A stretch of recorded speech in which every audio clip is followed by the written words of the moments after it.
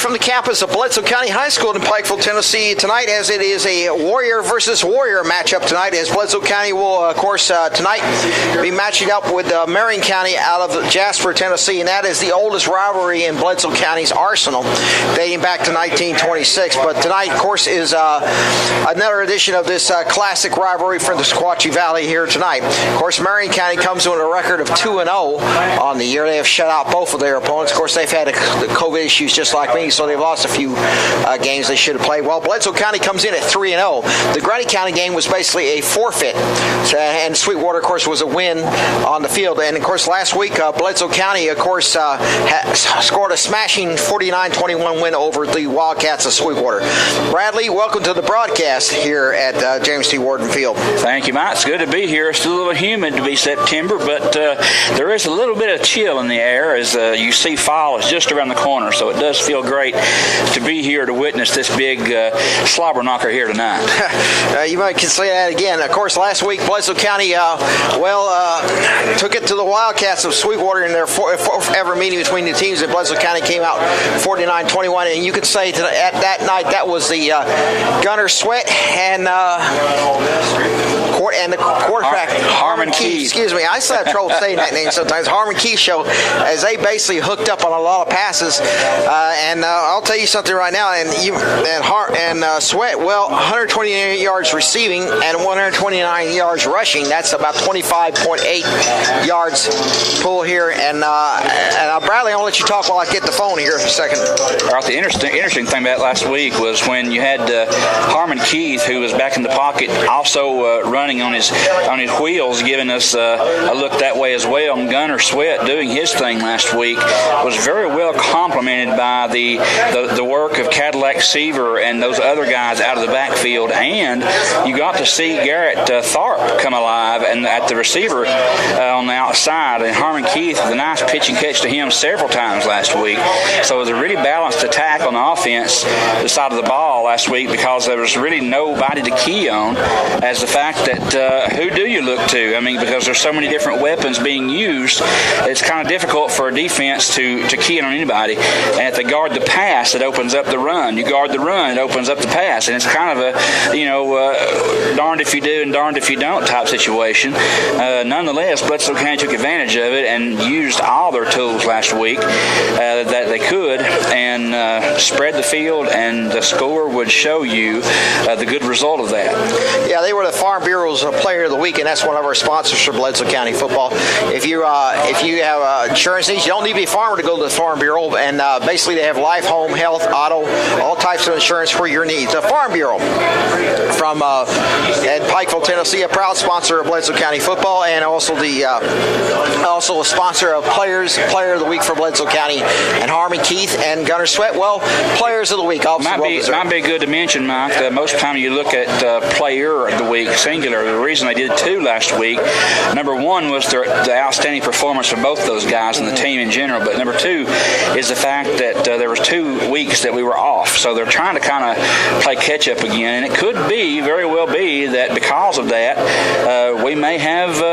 they may start having 2 every week. I don't know, but that's kind of the idea, I think, behind that is Players of the Week.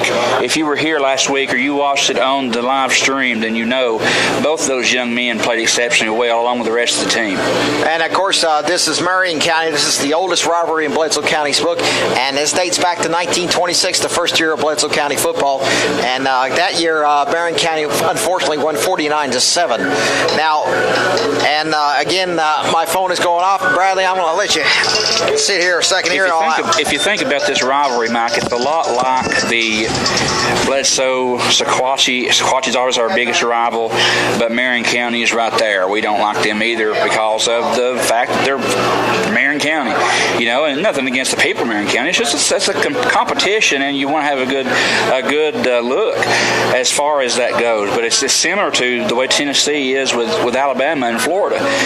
Alabama is listed as our main rival, but most Tennessee fans just cannot stand the Florida Gators, and that's just a side rivalry that has come up in the past few years because at one time they were always competing for the top spot. And here you have Marion County, the same situation. They were the power to beat for a long time, and had ups and downs here in the past few years, as had Bledsoe, and now they have a chance to get out here and really showcase talent because we have an evenly matched team here tonight.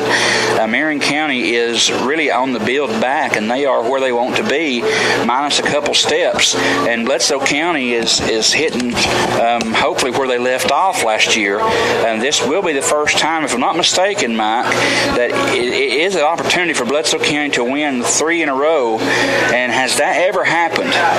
No, it's never has happened as far as I can tell. And again, we're going to try to go to the radio here in a minute, and I'm going to call the station and get things hooked back up. Obviously, this is going to be very intense. Last year, 17-0, and then the year before, it was I think it's 34-12, I believe it was. But that was an interesting game, and of course, a lot of things happening here is, again, we're going to go to radio in a momentarily. The past several years, Marion County, Bledsoe County has kind of swapped licks. You would say the home team has the advantage, but that's not always the case. Last year we saw that. Bledsoe won at Marion last year, and several times it has been kind of a flip-flop. Marion's performed very well at Bledsoe County. Bledsoe's performed well at Marion County. I'm hoping, as a Bledsoe fan, I know this is Bledsoe County radio, but I'm hoping as a Bledsoe fan tonight that it's not flip-flopped and that Marion County does not have one of those outstanding games. But it could definitely come down to that because these teams are very evenly matched, and it's going to be a pretty good game out here tonight when the kickoff begins.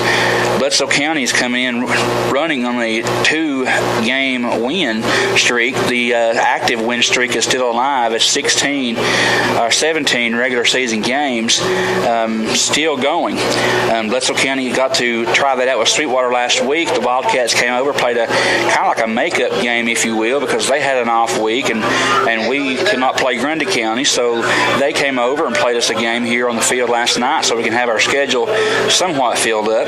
And Bledsoe come out on top of that. Had an outstanding performance last week against the Wildcats, a decent ball club who come over from Sweetwater, and they gave us all they wanted. But Bledsoe County just got the upper hand, and now here we are with a really good test tonight with Marion County, and it's going to be very, very interesting when they get out there and meet on the gridiron tonight.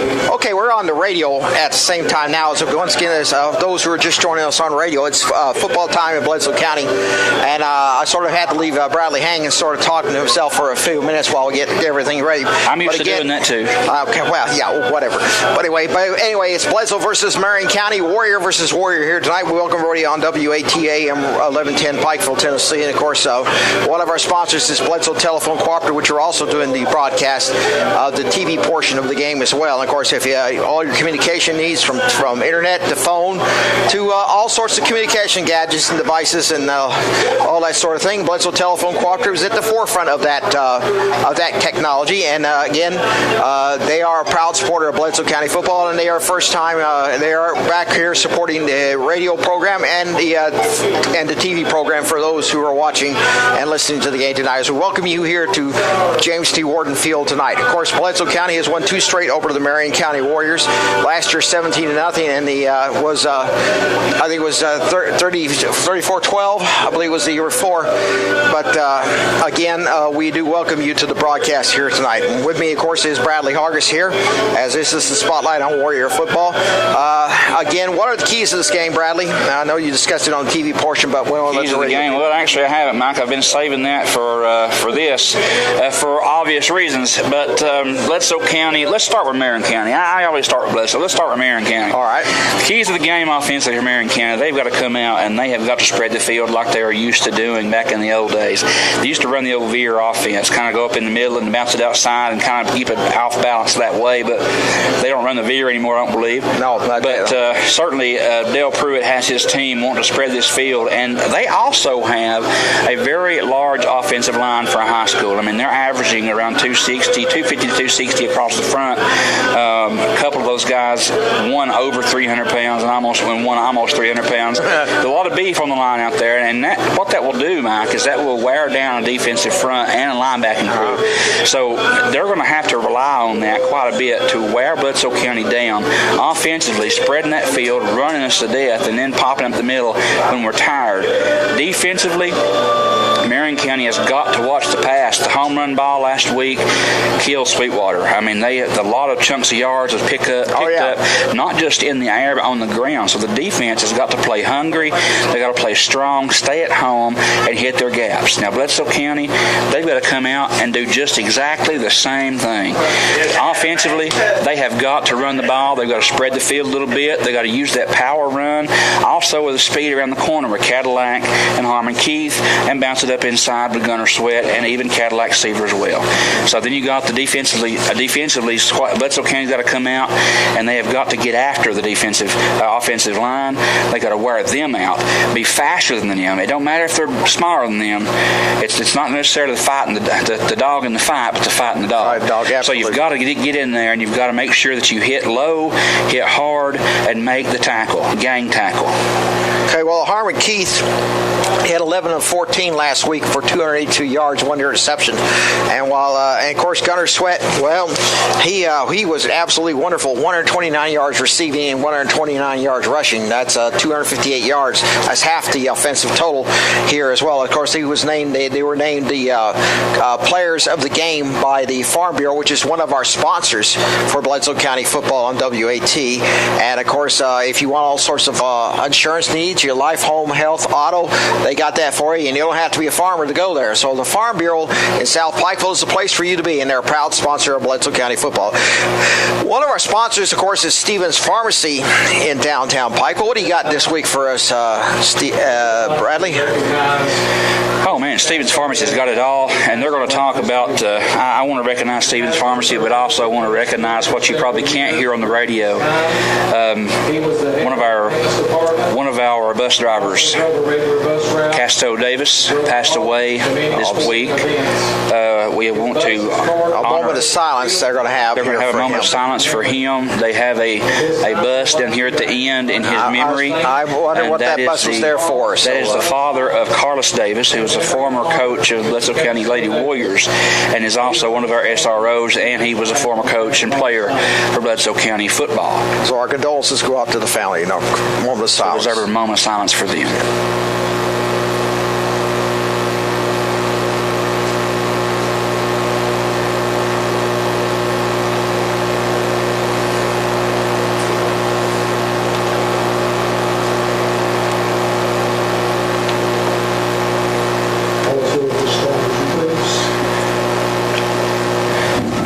This time, too, we will offer a prayer on behalf of our folks.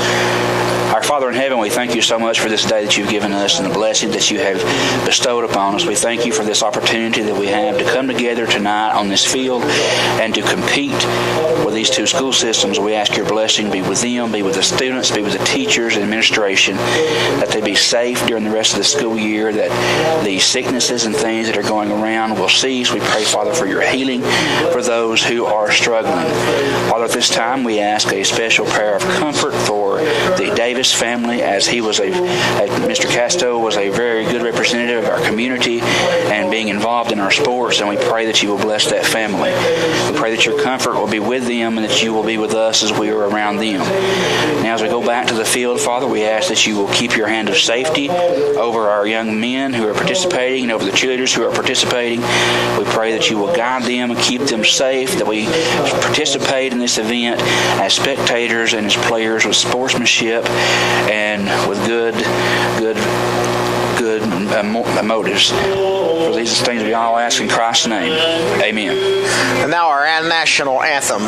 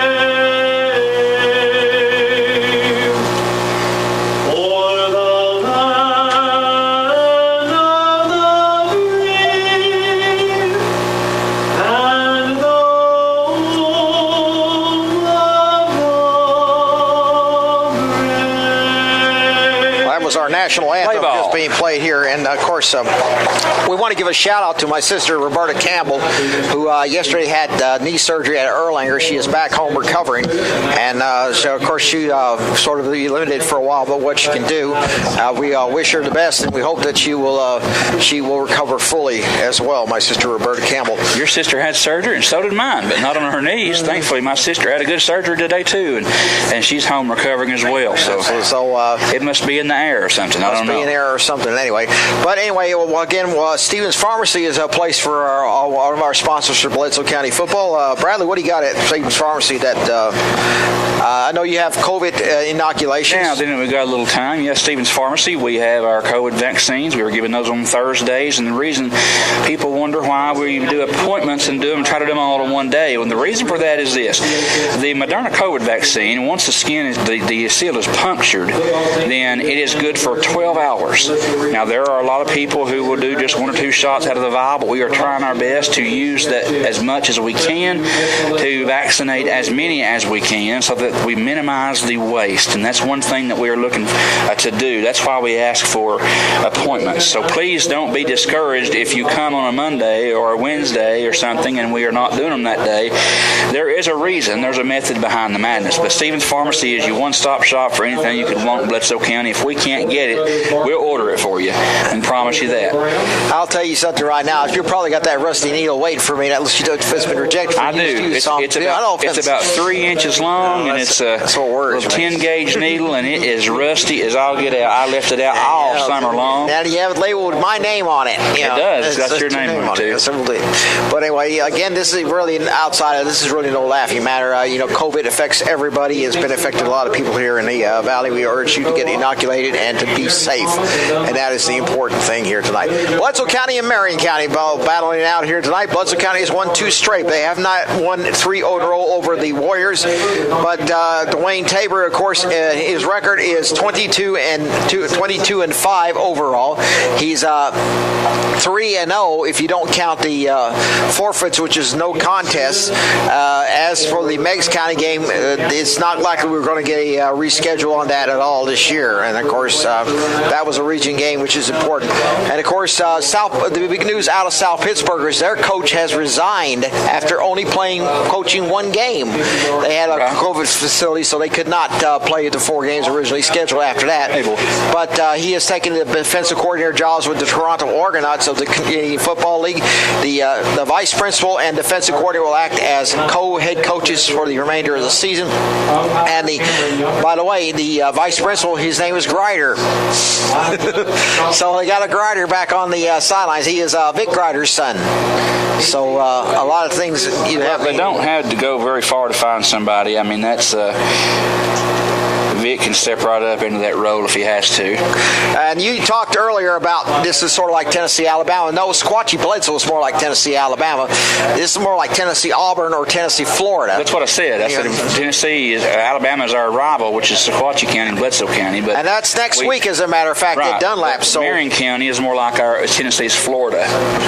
And of course, South Pittsburgh is playing Whitwell tonight. And as the captains are now meeting or waiting for the things, and it'll be for Bledsoe County, and Bledsoe County, of course, it's a cloudy night. There's a slight chance of rain, yet it's not. There's no indication it's going to come down, and this is the last week of summer, by the way, and the Warriors are now massing the Bledsoe Warriors, so we have to be careful about who we say who are the Warriors here tonight. And of course, Bledsoe County wants to win to keep pace in the region race right now, as it is right now, a sort of a tie-up at this point. Marion was supposed to play Tyner earlier this season. That's been rescheduled, I believe, for a later date. And of course, Bledsoe County, is going to have a little tougher schedule because Polk County's getting a bit of a resurgence, and Tellico Plains isn't all that bad. Oh yeah, we play one of the toughest regions, small school regions, if you will, in the state, with parental power Meigs County, 2-time state runner-up. Marion County now, who has returned to glory. Tyner, who is jumping back up, and Polk County, as you mentioned, is gaining some steam. Bledsoe County, the defending region title champion. So, I mean, you have quite a bit of talent alone here in this region.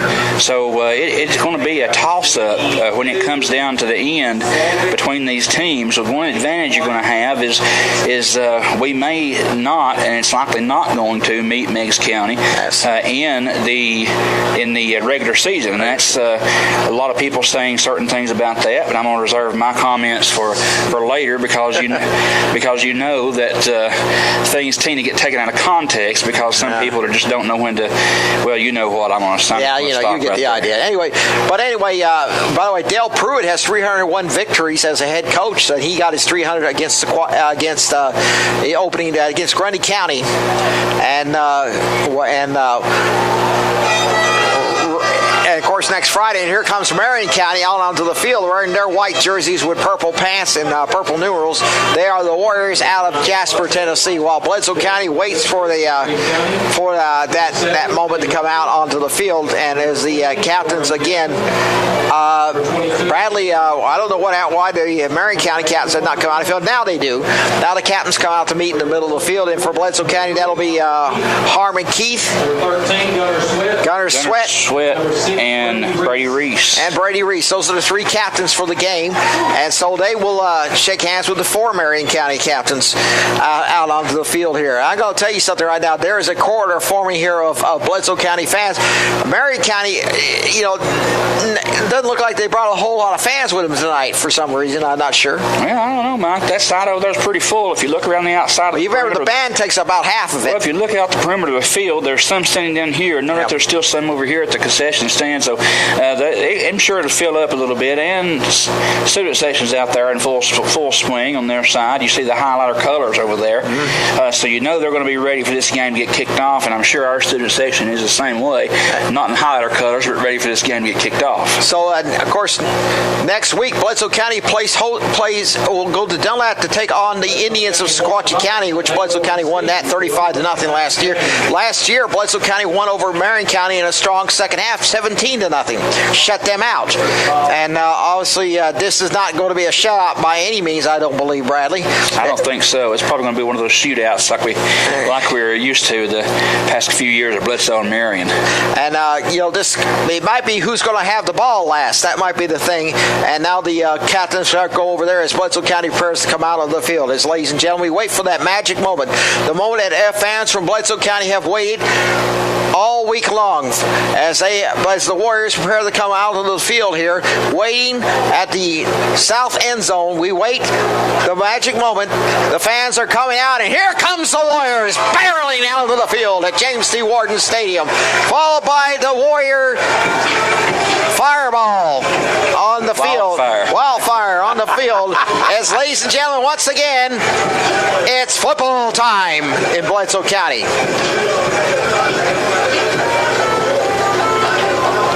Ashburn's Garage on Spring Street in Pikeville is a place for all your automotive needs. From a tune-up all the way to a major engine or transmission repair, Ashburn's Garage can do it for you. And Dole Ashburn is certified to work on all sorts of cars, from the oldest to the newest.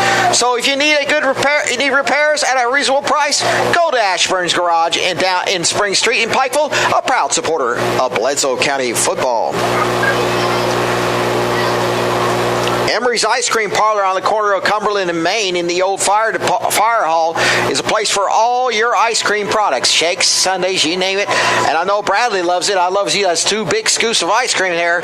As a matter of fact, Emery's Ice Cream Parlor is the place before or after a football game. Tell you what, Mike. You tell the crowd out there to go to Emery's Ice Cream Shop, go in there and get 2 scoops of Super Cow ice cream in a waffle cone. Tell them that Bradley Hargis sent you. I think you won't get nothing free. They'll look at you like you're crazy, but just tell them anyway. And they don't probably have any idea who I am. You sound like Lieutenant Dan.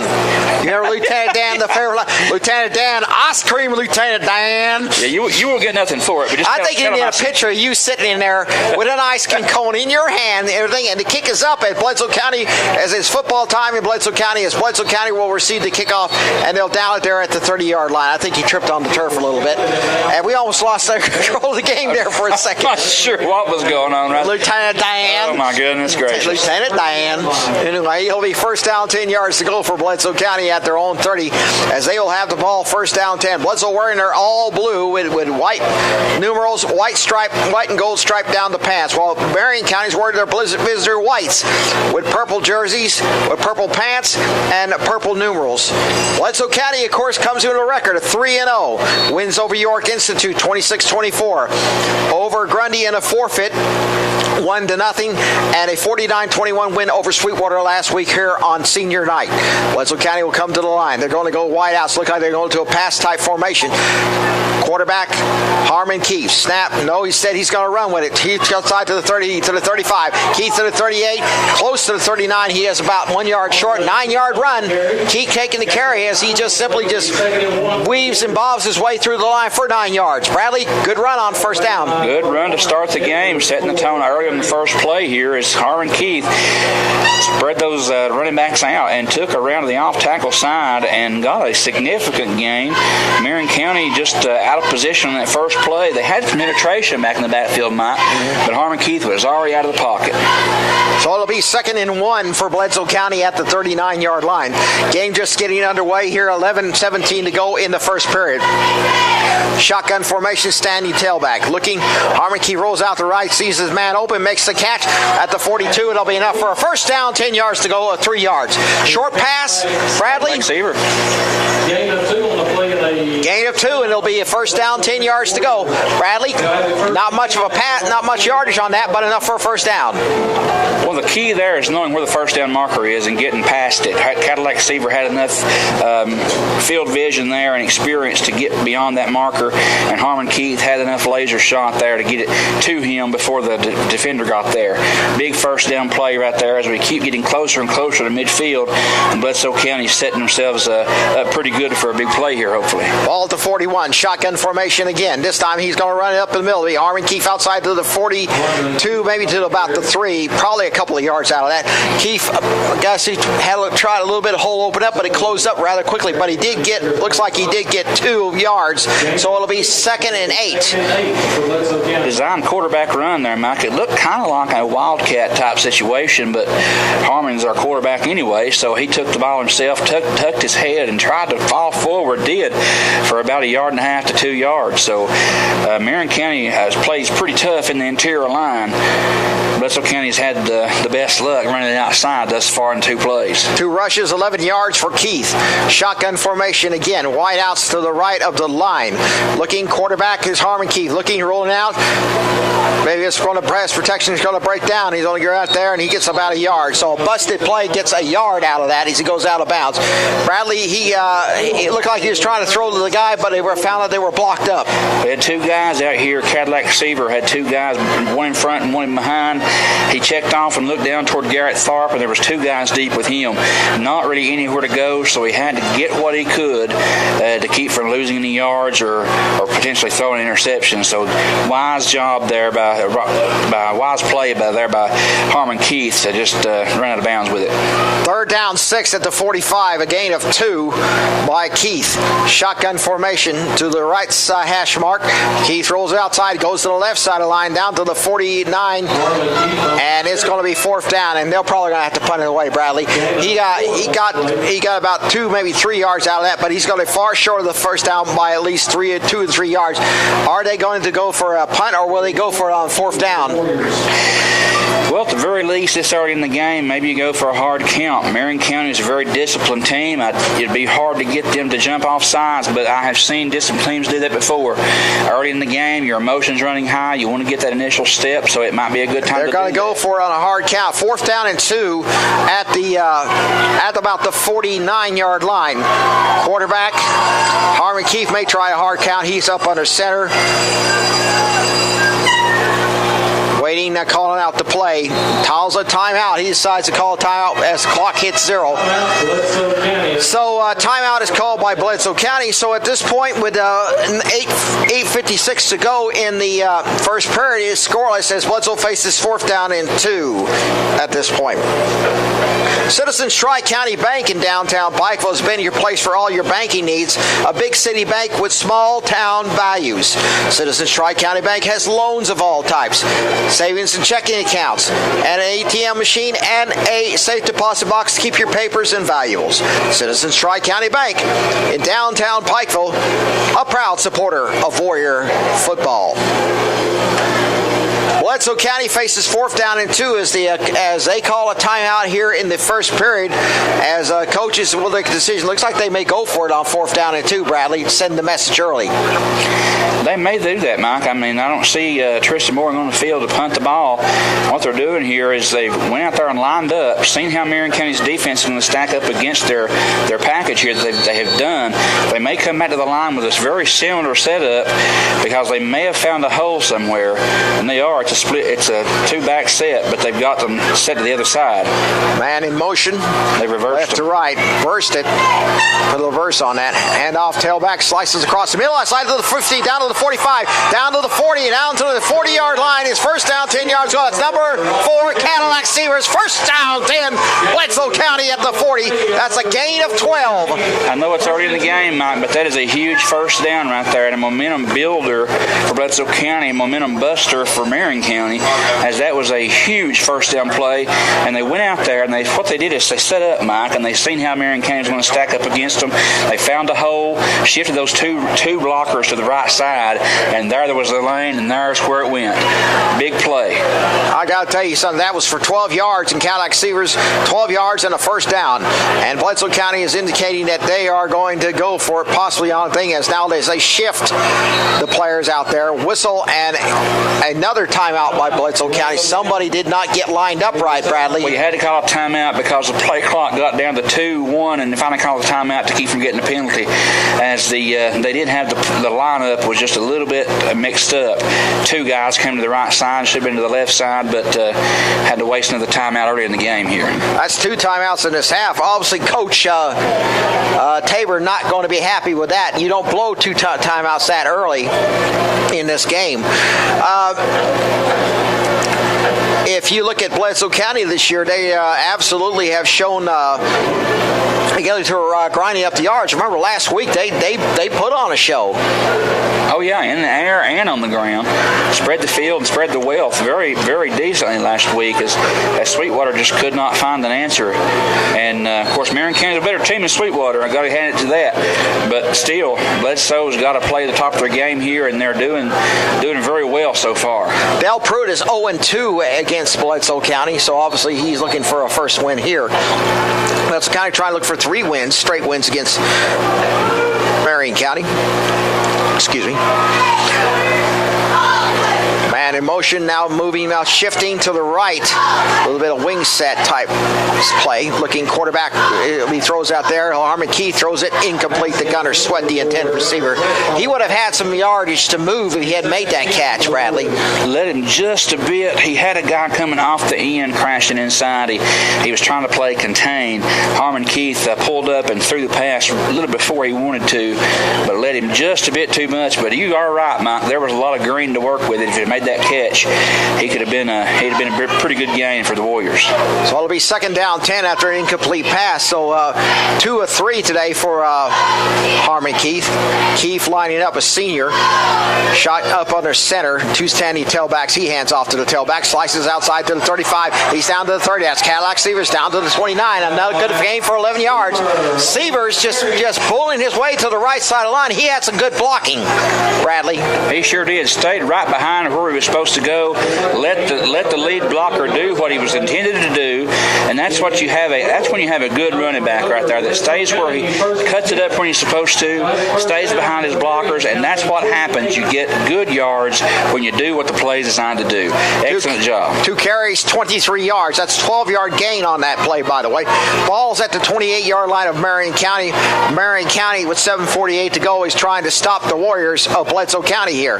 Both teams are named the Warriors. receivers, so we have to refer to Bledsoe and Marion County so as not to confuse anybody. Hand off, no, instead takes it and no up the middle to the 25-yard line, and Harmon Keefe, he goes to the left side of the line for 3 yards, I believe, and it'll be 2nd down and 7. So Harmon Keefe saw a little bit something open. The quarterback dive plays to the left and the right, and you have to account for that. Defensively, you've got to have somebody to account for that, and when you do that, you've got a linebacker probably going to key on that quarterback, and if that be the case, you start faking those runs like that, you've got the tight end should be wide open over the middle, or even the running back on an out pattern or something, because the linebackers are counting for the quarterback and not the receiver. Gain of 2. It's 2nd down 8 at the 26-yard line.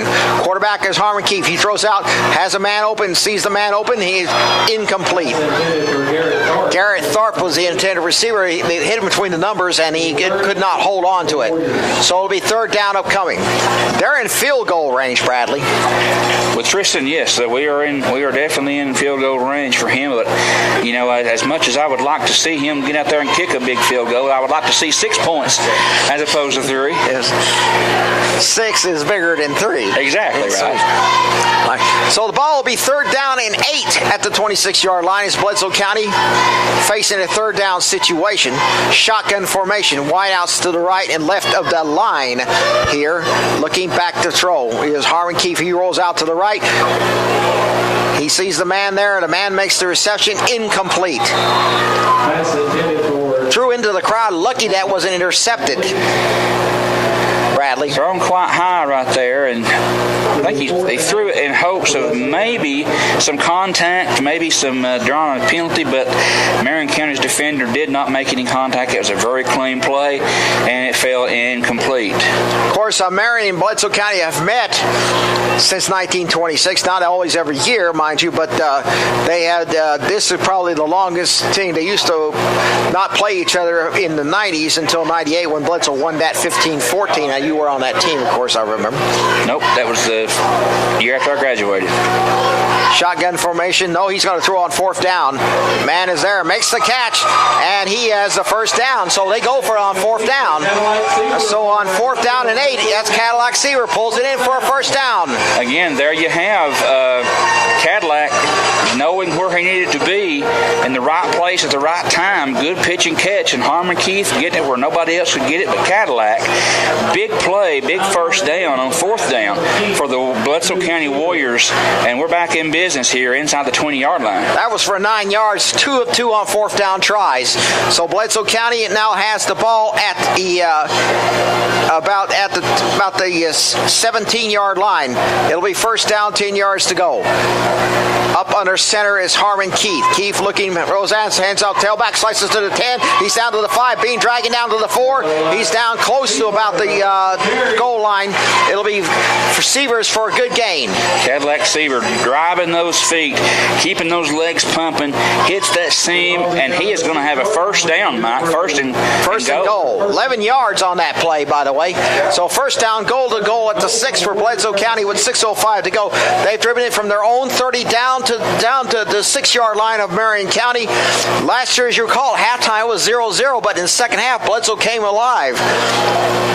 You think Bledsoe County's thinking this is an extra half or whatever? I don't know. 1st down, goal to goal for Bledsoe County at the 6. Warriors shotgun formation. Snap, looking, back to throw. Rolling outside to the right. Incomplete. Severs was the intended receiver. Seaver, he tried to zip it to Severs, and I think it may have been partially deflected. You try to thread the needle right there. Very dangerous pass because you had a defender that was in position, just didn't realize it apparently, and the ball fell incomplete. And he was just about 2 seconds late on that, Mike, because Cadillac was open in the end zone just before he got covered up. And I mean, it's they got a timeout. Timeout by Marion County. That is their first timeout. So timeout is called with the ball 2nd down, goal to goal at the 6. We're going to go to commercial break on the radio as you're listening to Bledsoe County Football on WAT and watching it on BT Bledsoe Telephone Channel 18. Zell's Building Supply on Main Street since 1953 has been your place for all your building, lumber, paint, and electrical supplies. From the smallest job all the way to the biggest. Zell's Building Supply in downtown Pikeville will treat you like a member of the family, not just another customer. Zell's Building Supply on Main Street, downtown Pikeville, a proud supporter of Bledsoe County football. Communications is the most important thing for Bledsoe County and the world. You can't get anywhere without communicating, and Bledsoe Telephone Cooperative is there for you. From phone, internet, and cable, they have it for you here. Bledsoe Telephone Cooperative, a proud sponsor of Bledsoe County football. So Bledsoe has his second down, 6 up, goal to goal at the 6, as the Warriors will try to punch across a touchdown, or at least a field goal if they fail to convert. So the Warriors line up second down, goal to goal. They're going to lift some of their big uglies up there, Bradley. Well, so's Marion County. You know Marion County is going to be stacking that line. And so it'll be Harmon Keefe, hands off the middle. That'll be Gunner Sweat. Gunner Sweat said to the 5, maybe just a tad beyond. He had to work for those yards, Bradley. Gain of 1 is third and goal at the 5.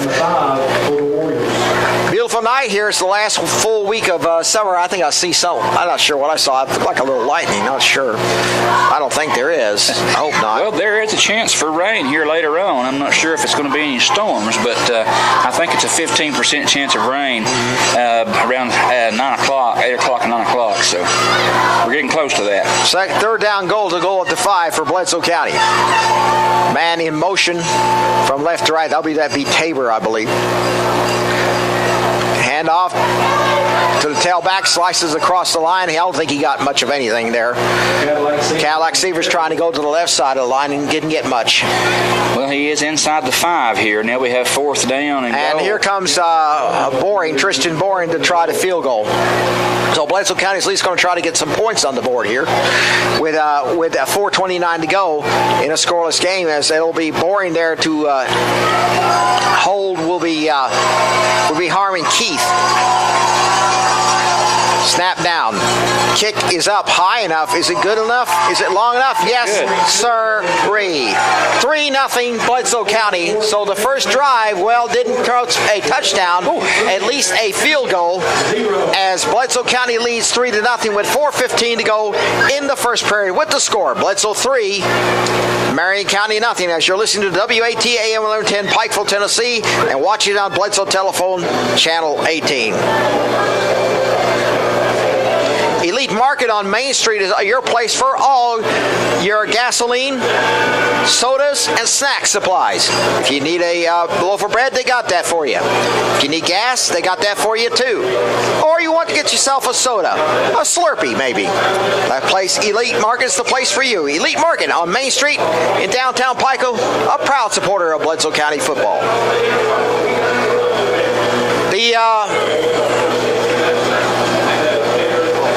The Warrior Princess on the horse is doing a little bit of trotting in the south end zone, as Bledsoe leads 3-0 with 4:15 to go.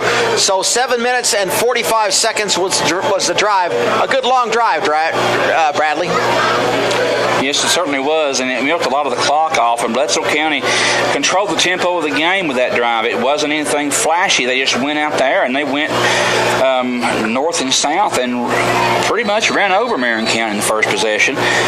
Didn't get a touchdown out of it, but we did get points, and now Bledsoe's defense is going to come out here and play strong. Tristan Boring kicking off. It's going to be a short squibber, and it's going to go out of bounds at the 41. I think he shanked that one, Bradley, I believe. I think he meant to move it a little further down the field. I think ideally a little pooch kick right there is something you're wanting. He did kick it a little bit too far to the right. But Bledsoe County, kicks like that, Mike, Bledsoe can cover that unless they call a fair catch. So it'll be first down, 10 yards to go for Marion County here. Of course, Marion County won a lot of championships in the 1990s. He used to beat about everybody on the line. 56 straight wins one time. Oh, yeah. Their record. They set the record to stay. And they're going to have the ball at the 46. I think it was 5 yards or penalty or something against Bledsoe County. First penalty of the game. And so Bledsoe County will go on defense. And the Marion County Warriors will go on offense for the first time tonight. With with 4:15 to go here in the first period, it is 3-0 Bledsoe County in the lead. They're going to like a sort of almost like a veer type play. Quarterback, he's going to run up the middle outside the 50. He's going to 45 down to the 40. He's going to go all the way. And 30 down. And there's Bradley. We got a little bit of a tussle here at the end of the field. And 54 yards on that TD run, Bradley. That was a big run there on the part of Tay Hutchins. You know, he scored Sequatchie County. He didn't play a quarterback much against Sequatchie County until the second half, but he still had 100-plus yards with 2 scores and then run a kickoff back for 99 yards last week. You saw why. The speed right there, right up the middle.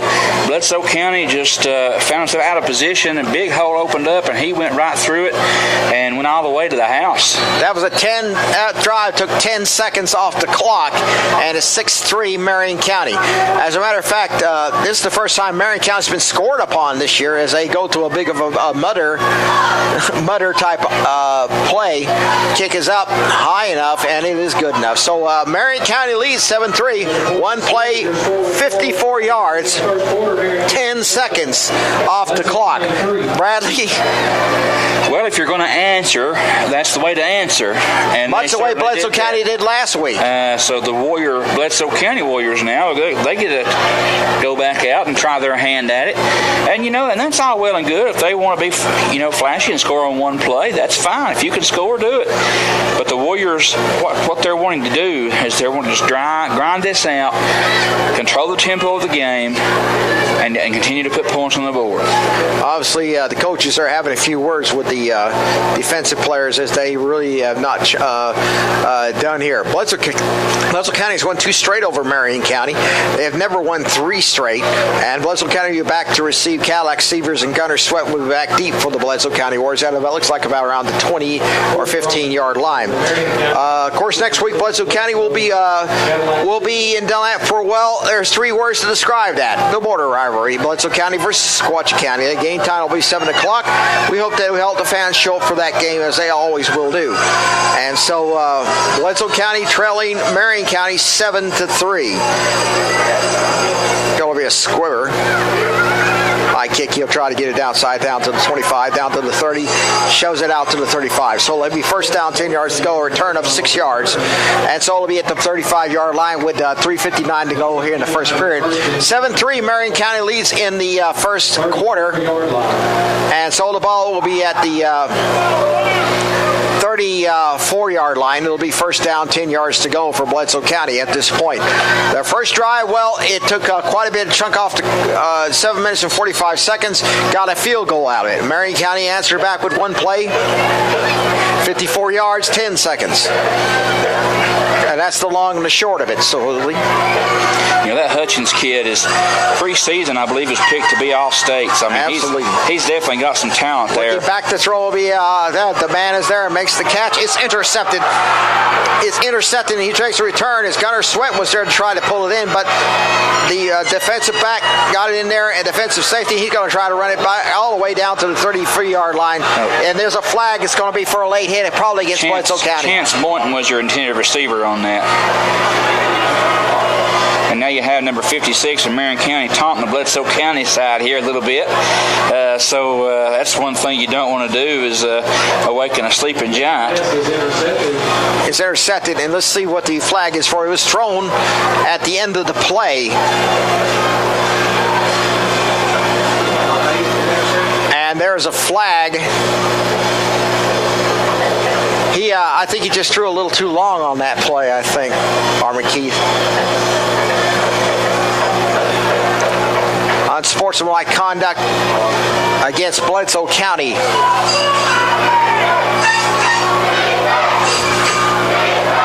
So that's going to give you 15 yards. That's for a late hit because it occurred at the end of the play, probably when he was going out of bounds. Yep. So that gives Marion probably first and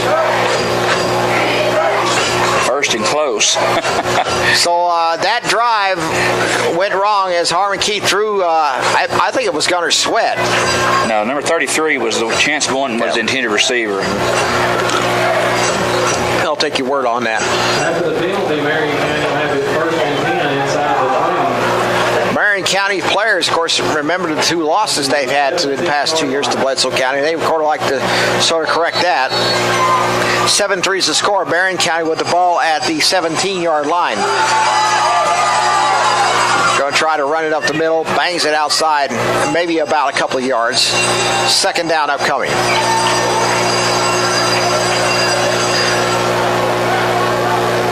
That was a well-thrown pass, Bradley, to be honest with you. Yeah, it was. I mean, he floated it up there and just stood a little bit long. 5-yard gain on the play, by the way, so it's going to be second and 5. I mean, you got to take the shots downfield, Mike. You got to see if they work or not. Well, we would like it to work. Anyway, it'll be second and 5 at the 12 for Marion County. They lead 7-3, hoping to try to put on more points on the board. The quarterback, he tries to run up the middle, and this time he gets shoved back to about 15. I don't think they get him much of anything.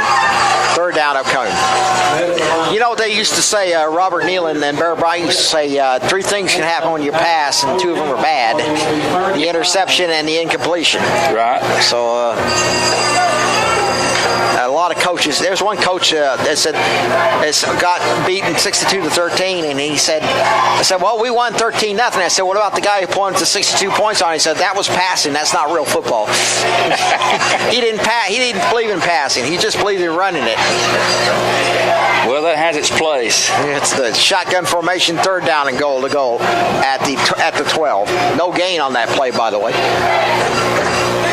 Shotgun formation looks like a bunch pattern, and there's a whistle, and somebody did something. I think it might be delay of game. It may be delay of game. That's maybe the indications are. So it's going to go against Marion County for delay of game. Delay of game against Marion County. I'm still not used to that play clock over there, Bradley. I mean, you usually never see it in high school games. I'm not either, and that's becoming more predominant in these high school stadiums. Is adding that in there.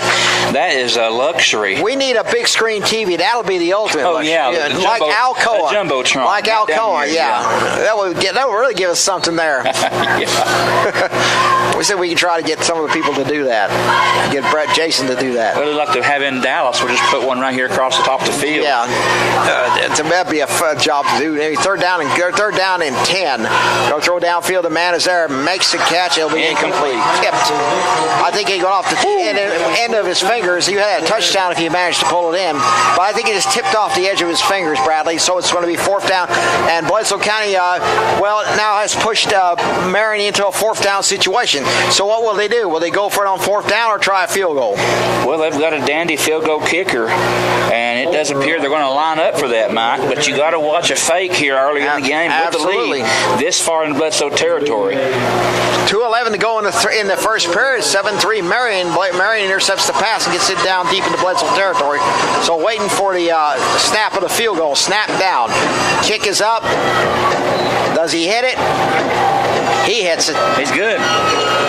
That was pretty. He zipped that from the right hash mark, and so that'll be a 27-yard field goal. So it's now Marion County 10, Bledsoe County 3 here at James T. Warden Field, as our radio station will go to a commercial break here in the action with the score: Marion 10, Bledsoe County 3 here on WAT and Bledsoe Telephone 18. Michael Walker is a proud supporter of Bledsoe County football. Michael Walker, a proud supporter. B.J. Brown Cry-Like Realty with offices in Crossville and Pikeville is your place for all your real estate needs. Buying or selling, residential, business, they got it for you. B.J. Brown Cry-Like Realty, a proud supporter of Bledsoe County football. Go Warriors.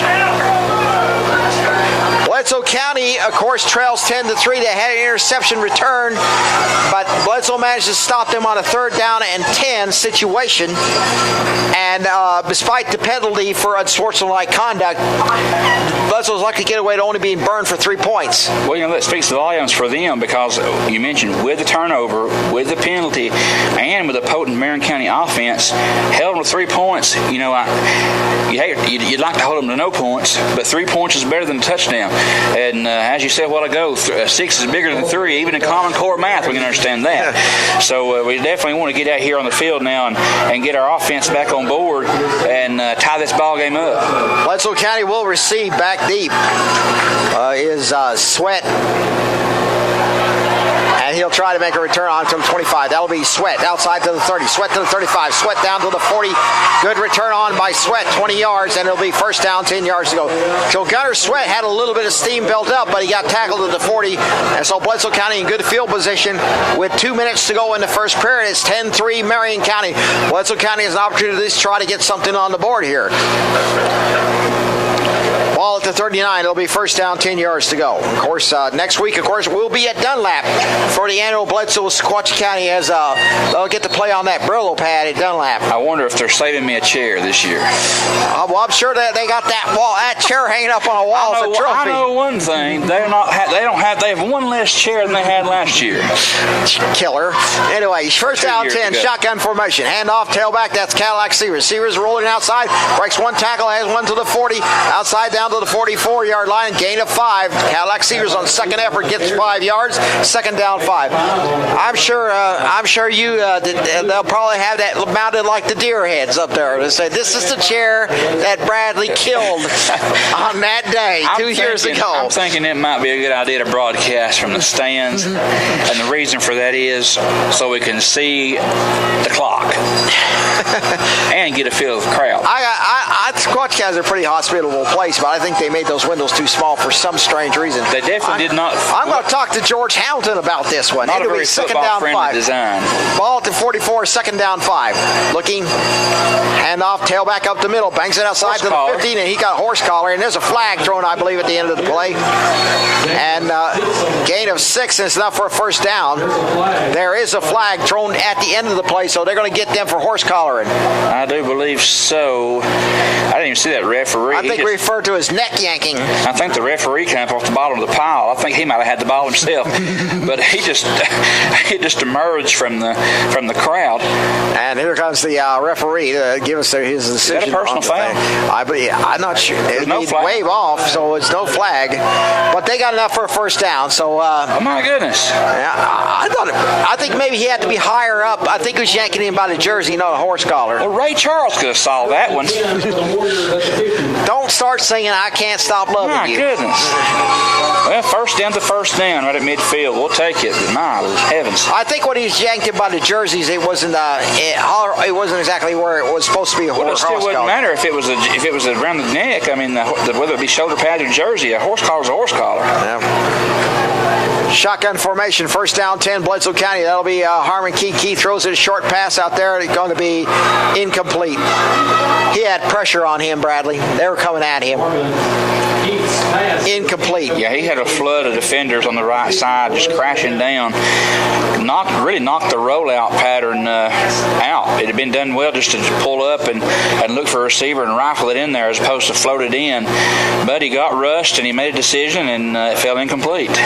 Ball at the midfield is to be second down, 10. 10-3 is the score. Marion in the lead with 44 seconds to go here in the first period. Clock is stopped with the incomplete pass. Play clock winding down to 10 here. Straight eye set, looking handoff, tailback slices across the middle. That'll be Gunner Sweat outside to the 45, down to the 41, gain of 9 for Gunner Sweat. So Sweat gets 9 yards, close to a first down, third down and short. You know, Gunner just lowers his head and runs over people, and that's why I like to see come out of the backfield is a running back, and we have it. Cadillac does the same thing. He looks for somebody to hit. Gunner Sweat does the same thing. When he gets in the open field, he makes it work. And I'm telling you, it's a pleasure to watch these boys play football out here tonight. Third down, 2 as the clock winding down. They'll not run off another play here in this quarter. So the first quarter will end with a Marion 10-3 lead. And so 3-2-1, and that's going to do it here for the first period. So at the end of 1, it's Marion County 10, Bledsoe County 3, as you're listening to Bledsoe County Football on WAT and watching it on Bledsoe Telephone Cooperative Channel 18. For First Farmers and Commercial Bank in downtown Pikeville since 1913 has served the community for all its banking needs. Savings and checking account, loans of all types, safe deposit boxes, and a smile and a thank you. And an ATM machine to get your money out anytime you want. So make sure you go to First Farmers and Commercial Bank, a proud supporter of Warrior football.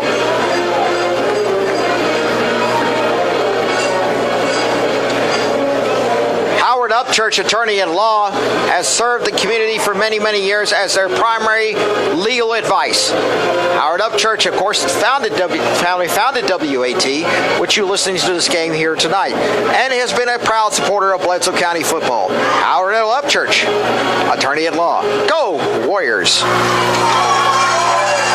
Second quarter set to get underway here as Bledsoe County having the ball in Marion County territory for the second time tonight. With 12 minutes to go in the half, 10-3 is the score. Marion County in the lead. And so Bledsoe County will have the ball at the 42-yard line. They're going to face a 3rd down and 2 situation here for the Warriors tonight. And of course, one of our sponsors, Farm Bureau, as Gunner Sweat and Harmon Keefe were named co-players of the week for their efforts last week against Sweetwater. Of course, next week, Bledsoe County takes to the road against Sequatchie County in a non-region matchup. That game time will be 7 o'clock. We'll have pregame on WAT about 6:40 p.m. as Bledsoe County and Sequatchie County will tee it up next week. First up is Bledsoe and Marion County. 3rd down and 2 for the Warriors at the 42-yard line. Going south now, the ball bangs it out the middle, and that'll be Harmon Keefe, I believe, has got the first down. He pushes across to the 38-yard line. No, Cadillac Severs. Cadillac Severs instead, sorry. So Severs gets 4 yards and a first down. Just sit there and just shove the line forward, pushed it back far enough to get the first down, Bradley. Well, you needed 2 or 3, and you got 4 out of the deal. So what can you say? I mean, Bledsoe County is getting it where it counts and keeping the drive alive here. Bledsoe County, of course, undefeated, or depending upon what you 3-2, depends on what you look at, while Marion County is 2-0. So both teams come in this road wanting to get some ground in the Region 3-2A race right now. First down 10, the ball at the 38-yard line. Quarterback is Harmon Keefe, shotgun formation. He hands off to the tailback, bounces it off one defender outside to the 40, shoves it outside. He gets about maybe a yard or 2, and a little bit of the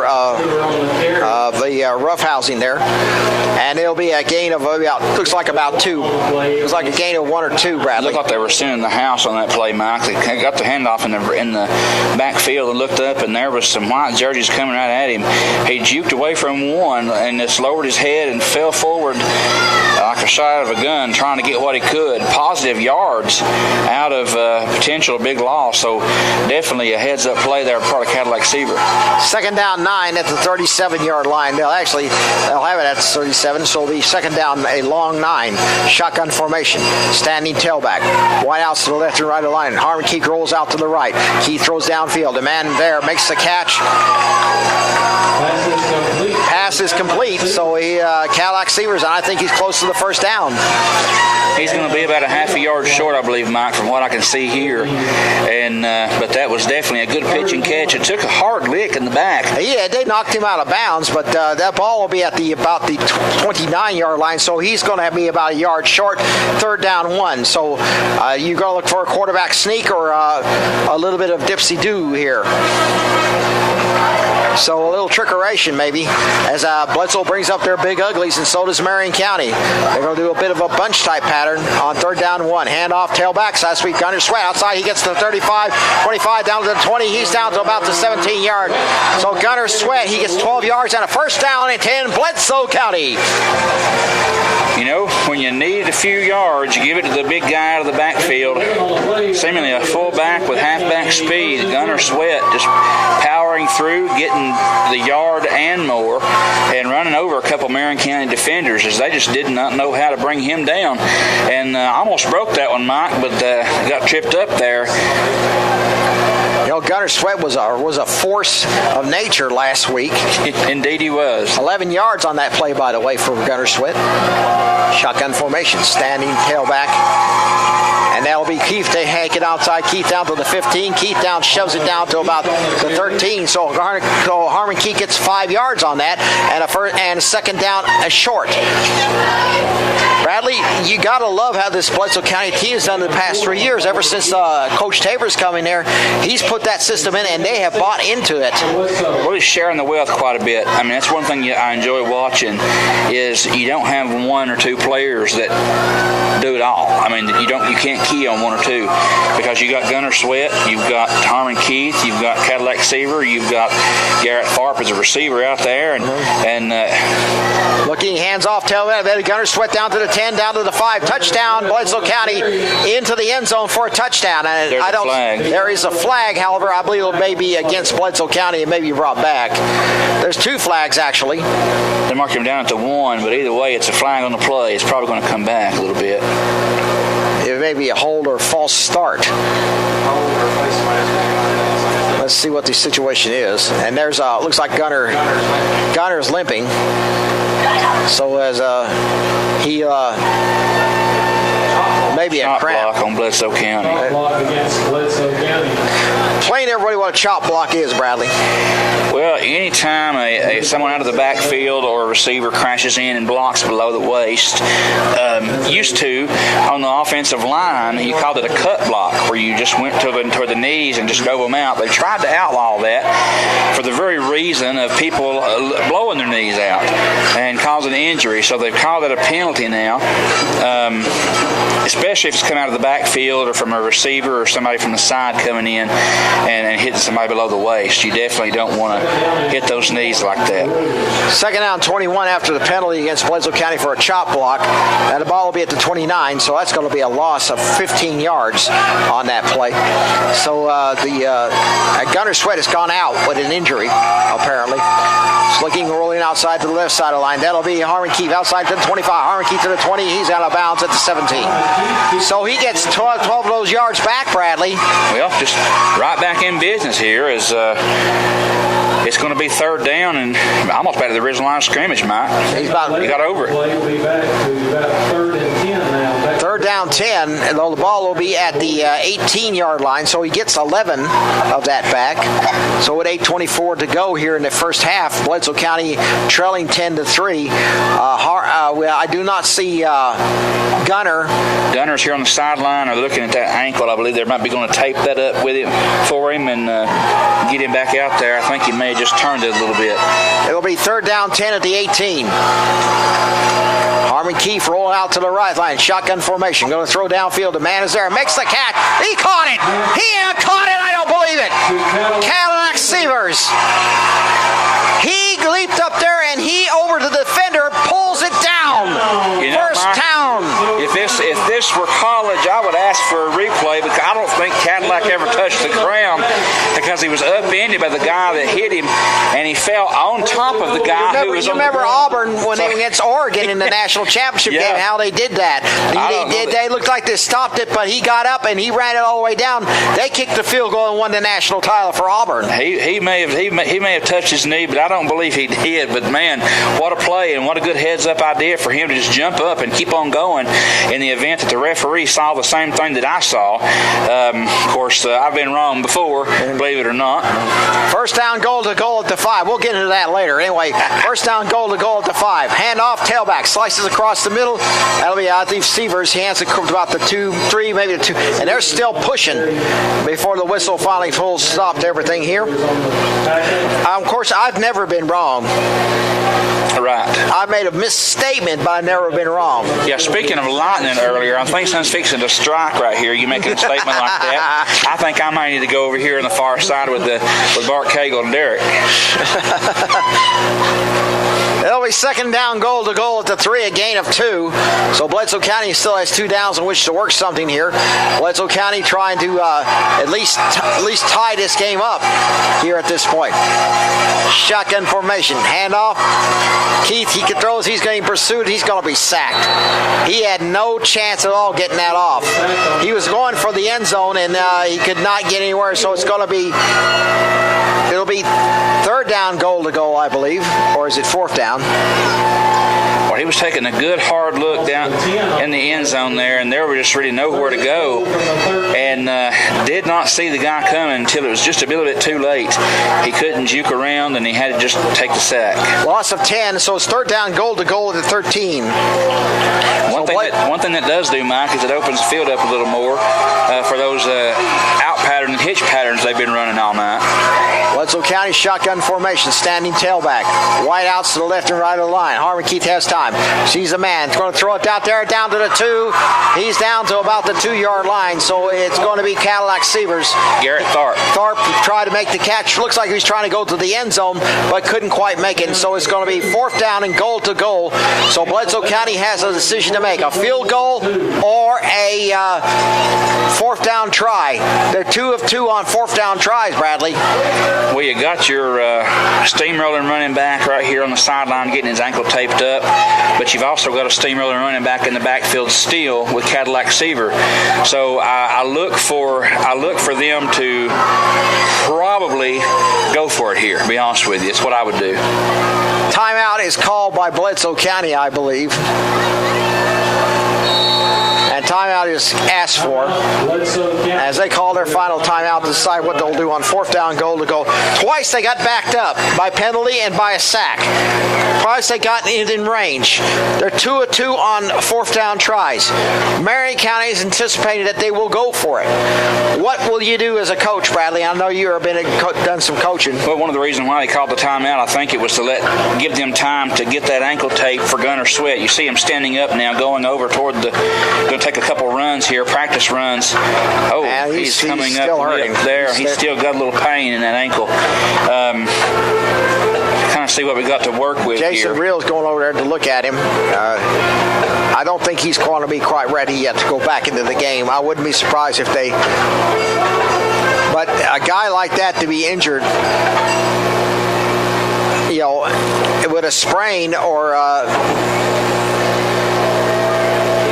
In. He is not going back in. I don't think he's going to be going back in for a while yet, Bradley. It may not be because that ankle looks like it's pretty sprained with the limp he's got on it, and they're going to go for the touchdown here, Mike, as the offense is on the field.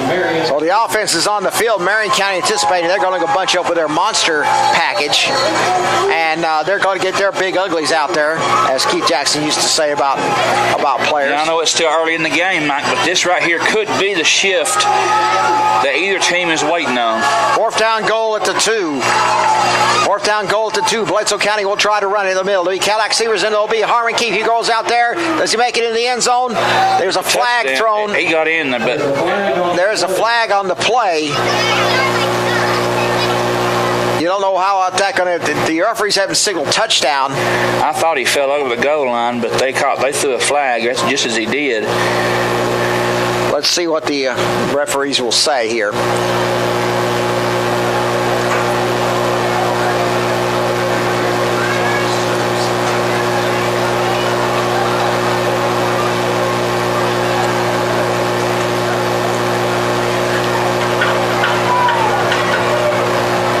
Face mask holding Bledsoe County.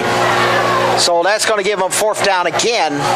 Well, changes things just a little bit. And that is to be at the goal line. So Bledsoe County will have another shot at 4th down. Will they go for a field goal? They're going to go for. I think they're going to keep their offense on the field, Bradley. The offense is on the field. Harmon Keith is in the huddle right now, calling the play. They're going to go for it. That's at the 11. So it's so 4th down goal to goal at the 11.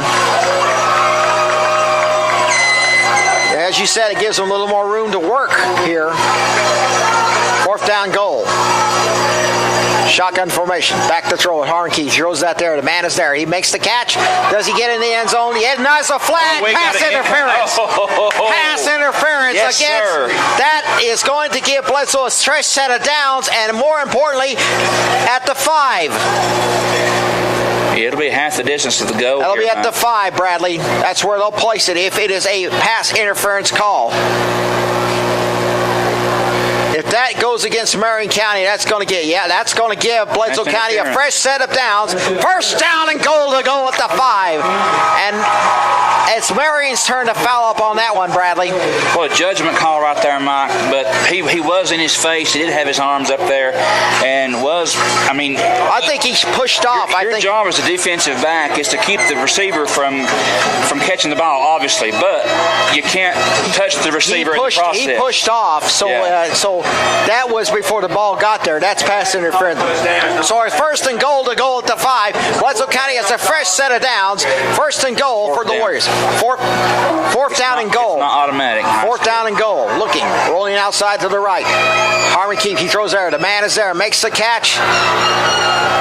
Pass intended for receiver is Incomplete, and so Bledsoe had 3 chances. Penalties blocked him up, and so Marion County will have it first down and 10 at their own 5. That's not all bad, Bradley. You back them up deep. Not at all. I mean, but you've got to play hard on defense here. You got to get some good penetration, not let them get anything. Don't give them any room to breathe. We need a college rule in for that first down, for the pass interference, first down goal. It'd have been nice. It'd be nice, wouldn't it?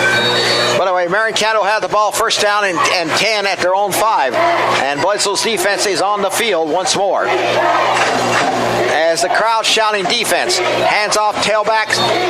Not much of anything there. Flag on the play. Flag. Maybe against Marion County for a false start or holding.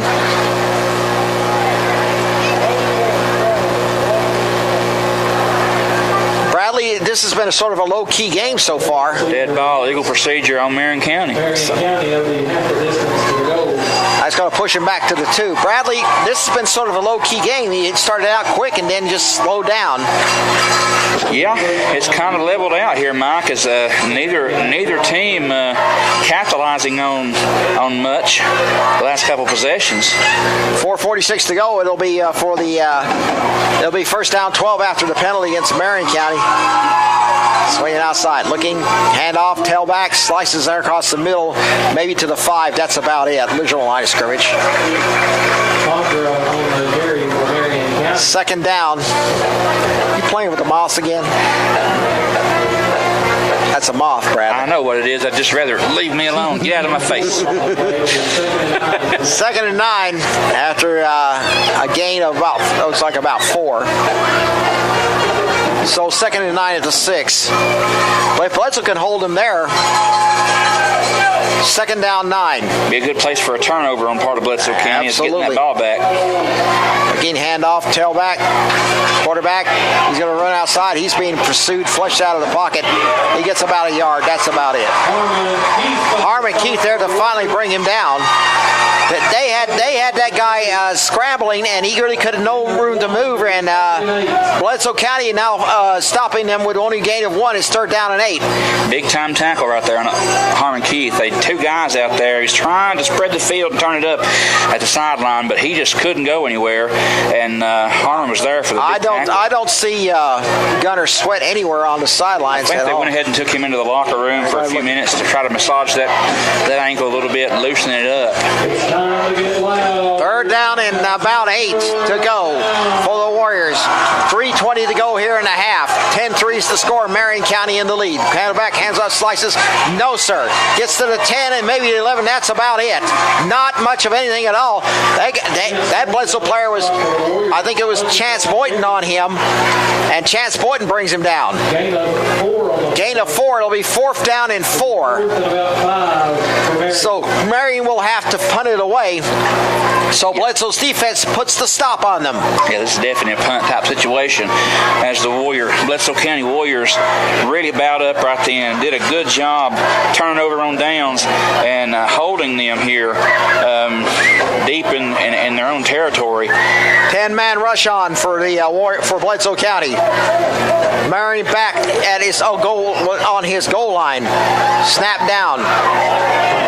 Punt away. And he's going to take it out. He's going to field it. He's going to outside. That'll be Cadillac Seavers down to the 40, down to the 35. Cadillac Seavers will give Bledsoe a short field to work on at the 35. Return of 10. Bradley, with Gunner Sweat out, at least for the foreseeable future, Bledsoe County is going to have to really rely upon some good players. Maybe some of the younger players might get in there and get a little experience. Well, you got Chance Boynton, who has run the ball quite a bit last year and this year. He can step right up. Number 33, he's also a senior, so you've definitely got the leadership in the backfield. He can get back there and share the load, as he is. He and Cadillac Seaver. Bledsoe County lining up under center, wide out. That will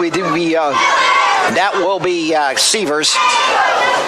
Looking handoff, rolling outside. He throws his man short pass to Seavers. Seavers outside down to the 31-yard line. Gain of 4. As Cadillac Seavers getting 4 yards and second down upcoming for the Warriors and 6 yards. Edwards of Marion County making the tackle. You got two teams here have been fighting since 1926, for supremacy. And of course, with Marion and South Pittsburgh not playing this year, they are. This is probably one of the premier games in the Valley tonight. Shotgun formation, looking snap, looking back to throw is Harmon Keith. He throws downfield. The man is there, makes the catch. 25. He's down to the 20. First down, 10. Garrett Tharp making the reception. That's a gain of about 12 yards and a first down. So Bledsoe County seen some holes opening up, and Tharp was there to make the reception for 12. Not only do you have senior leadership back there in the backfield with Chance Boynton stepping up, you also have Brayton Boren who can step in as a junior, and then you got timeout. And you also got Cayman Seaver, the younger Seaver brother. Absolutely. He's got some wheels. Yeah, absolutely. You got a wealth of talent. And so timeout, and now they get things back into position here. Bledsoe County with 22 seconds to go on the play clock. 1:17 to go here in the first half. 10-3 Marion leads. Bledsoe County got a chance to try to get some points on the board. Throws it outside, and then there's the catch, and he's into the end zone. Touchdown, Bledsoe County. Touchdown. That's Garrett Tharp. How about that? He saw Tharp out in the open. I thought he overthrew it, but apparently Garrett Tharp held his position enough to get the touchdown, and it's 10-9, and Bledsoe can tie it up here in the first half. In the front corner of the end zone, just got right over that pylon and fell in for the big score. That was a nice pitch and catch on the part of Harmon Keith and Garrett Tharp. Here comes Boren to kick the extra point, and the kick is and it's good. So the new score is Bledsoe 10, Marion 10. And we will go to a commercial break on WAT Radio with the score. Bledsoe County 10, Marion County 10, as you listen to Bledsoe County football on WAT and Channel 18. Sequatchie Valley Electric Cooperative since 1939 has provided the customers in Bledsoe, Sequatchie, Marion, and Grundy County with the most advanced electrical equipment to be provided for homes, industry, and businesses. Sequatchie Valley Electrical Cooperative is the place for you for all your needs concerning electricity. And like a good idea, the light bulb is always on at Sequatchie Valley Electric Cooperative. A proud supporter of Bledsoe County football. Billy Bob Thornton once said that Smokey and the Bandit was a documentary. Yeah. It's the Southerners, it's a documentary. What we need is a Buford T. Justice here. And so it's tied at 10-10 as Bledsoe County stops the Marion County drive. 3 and out, and then on a short field, goes downfield, and Garrett Tharp hauls it in from 20 yards out, and it's 10-10 the score. I think the momentum is starting to switch to Bledsoe County here. With big defensive stop on the last two possessions certainly do point in that favor. Of course, Bledsoe did go for it on fourth down. Set possession before last, they didn't make it, but then they popped it in this time. So there's going to be a squibber, and he's going to take it down to there at the 15. Outside, going to try to take it down to the 15, to the 20, to the 25, to the 30, to the 35, to the 40. He's going to get a little, and he's going to be out of bounds at about midfield. So that's a good return on for Marion County. Something I will say, Mike, those receivers back there for Marion County, they've got some wheels, and they can certainly run the length of the field on a kickoff or a punt. So it is a dangerous thing when that ball falls into their hands. You certainly want to be in your lanes and make sure that you wrap up on that tackle. 59 seconds to go in the first half, and the ball will be at the 46-yard line of Marion County. Bledsoe County scored first to go 3-0. Then it was 7-3 Marion, then 10-3. Now 10-10 is the score. They scored in 10 seconds last time, Mike, so you might look for a big home run play here again to see if they can catch Bledsoe County sleeping. Ball to 46, first down, 10 yards to go. Shotgun formation for the quarterback. Man in motion, and he's going to try to run up the middle. Same play as before, but this time Bledsoe County closes the gap, and he gets about 4, maybe 5 yards on that. It'll be second down upcoming. The ball will be in Bledsoe territory at the 48-yard line. Gain of 6, so it's second down 4 as they quickly go into a quick huddle type situation. Shotgun formation, wideouts to his left and right line. He hands off to the tailback, slices across the line. He gets outside to the 40, down to about the 39-yard line. He'll be out of bounds at about the 38-yard line. Good run by the tailback. It was spreading the field, sideline to sideline. And you notice that offensive line, they weren't even blocking anybody. They were all running toward the sideline, trying to steal that lane off, and we're doing just that. Got the first down and then some, and ran out of bounds and stops the clock. Ball at the Bledsoe 35. Anyway. Wow. A lot of things happening here. Of course, a lot of Marion County fans here tonight. We welcome them as well. Marion County radio station. They're broadcasting their games. We welcome them too here as well. Ball at the 35-yard line of Bledsoe County. The score is tied at 10-10, and so far it's not been it's been sort of a shootout, but not all that big of scores.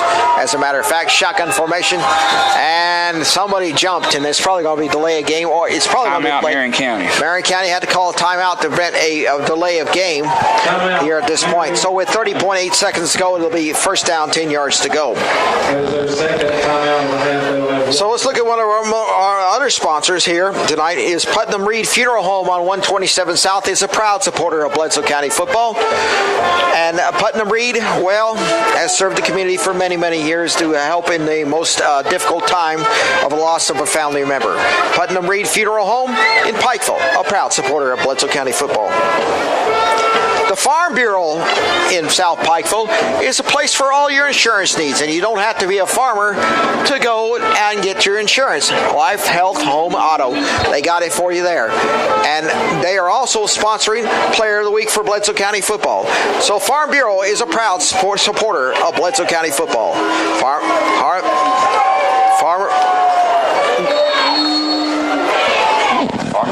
Farm Bureau, excuse me. I lost it for a second. I was thinking of farmer or something. I thought the disc was skipping there for a second. For a minute, anyway. Looking over the announcer. Oh, they got him. And the ball is loose. And the ball is loose, I believe, in Bledsoe County. They got it. Bledsoe County has it. He hit the ball pops loose, and everybody sort of froze there for a second.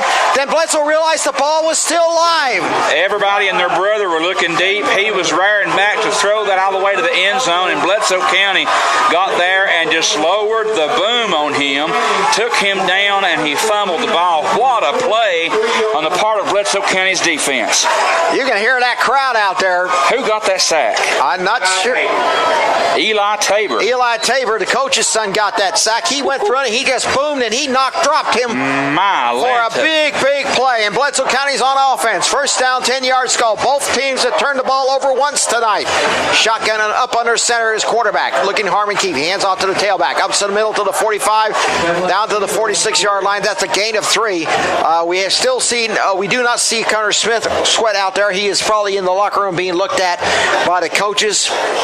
And whether he'll return for the second half, I do not know. It's going to be the last play of the half. It is going to be the last play of the half. And so Bledsoe County stops the Marion County when they had to on several big defensive plays, including a fumble recovery by Eli Tabor. And Bledsoe County and Marion County are are tied up at 10-10. Bradley, we expected a shootout. We got something of a shootout, but it got to be more of a defensive battle here at the very end as Bledsoe County made two big defensive stops on two different possessions. I tell you what, Marion County and Bledsoe both came to play tonight, and they are definitely showcasing that here. You know, I thought kind of when you look back and I'm not taking away anything from Bledsoe County teams in the past, but back in the day, we were the world's worst. And I say that because I played. We were the world's worst. If something bad happened, just get down on ourselves.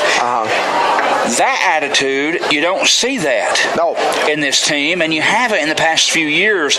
As when something bad happens, Bledsoe County rebounds, they stay focused, they keep their mind on the game, and they make something happen. As you've seen here, you know, we were looking at 10-3 a few minutes ago, and they just turned it right around, and it's tied going into the half. And here, with a chance to have Marion County go ahead of us at the half, and we silenced that threat. Absolutely. Got the ball back ourselves. You know, last year, I know you weren't here for the Tyner game, where Bledsoe threw an interception on their first possession, and he ran it back to the 2 and scored 2 plays later. Bledsoe didn't fold his tents. They came back there and they answered that with a touchdown, and after that point, it was all Bledsoe County. Now, the Marion County Band is about to play here at halftime, and we welcome them here, the Marion County Band. And so we will allow the band to play their selection here tonight, and we'll go silent to give our voices a little bit of rest, mine especially.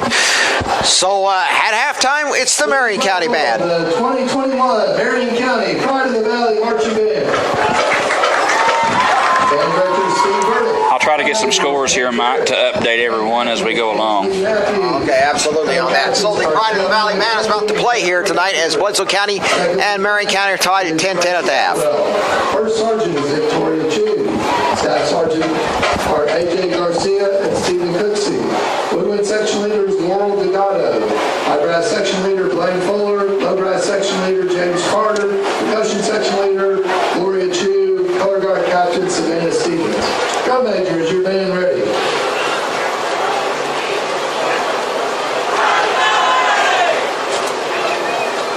You may take the field for your halftime performance.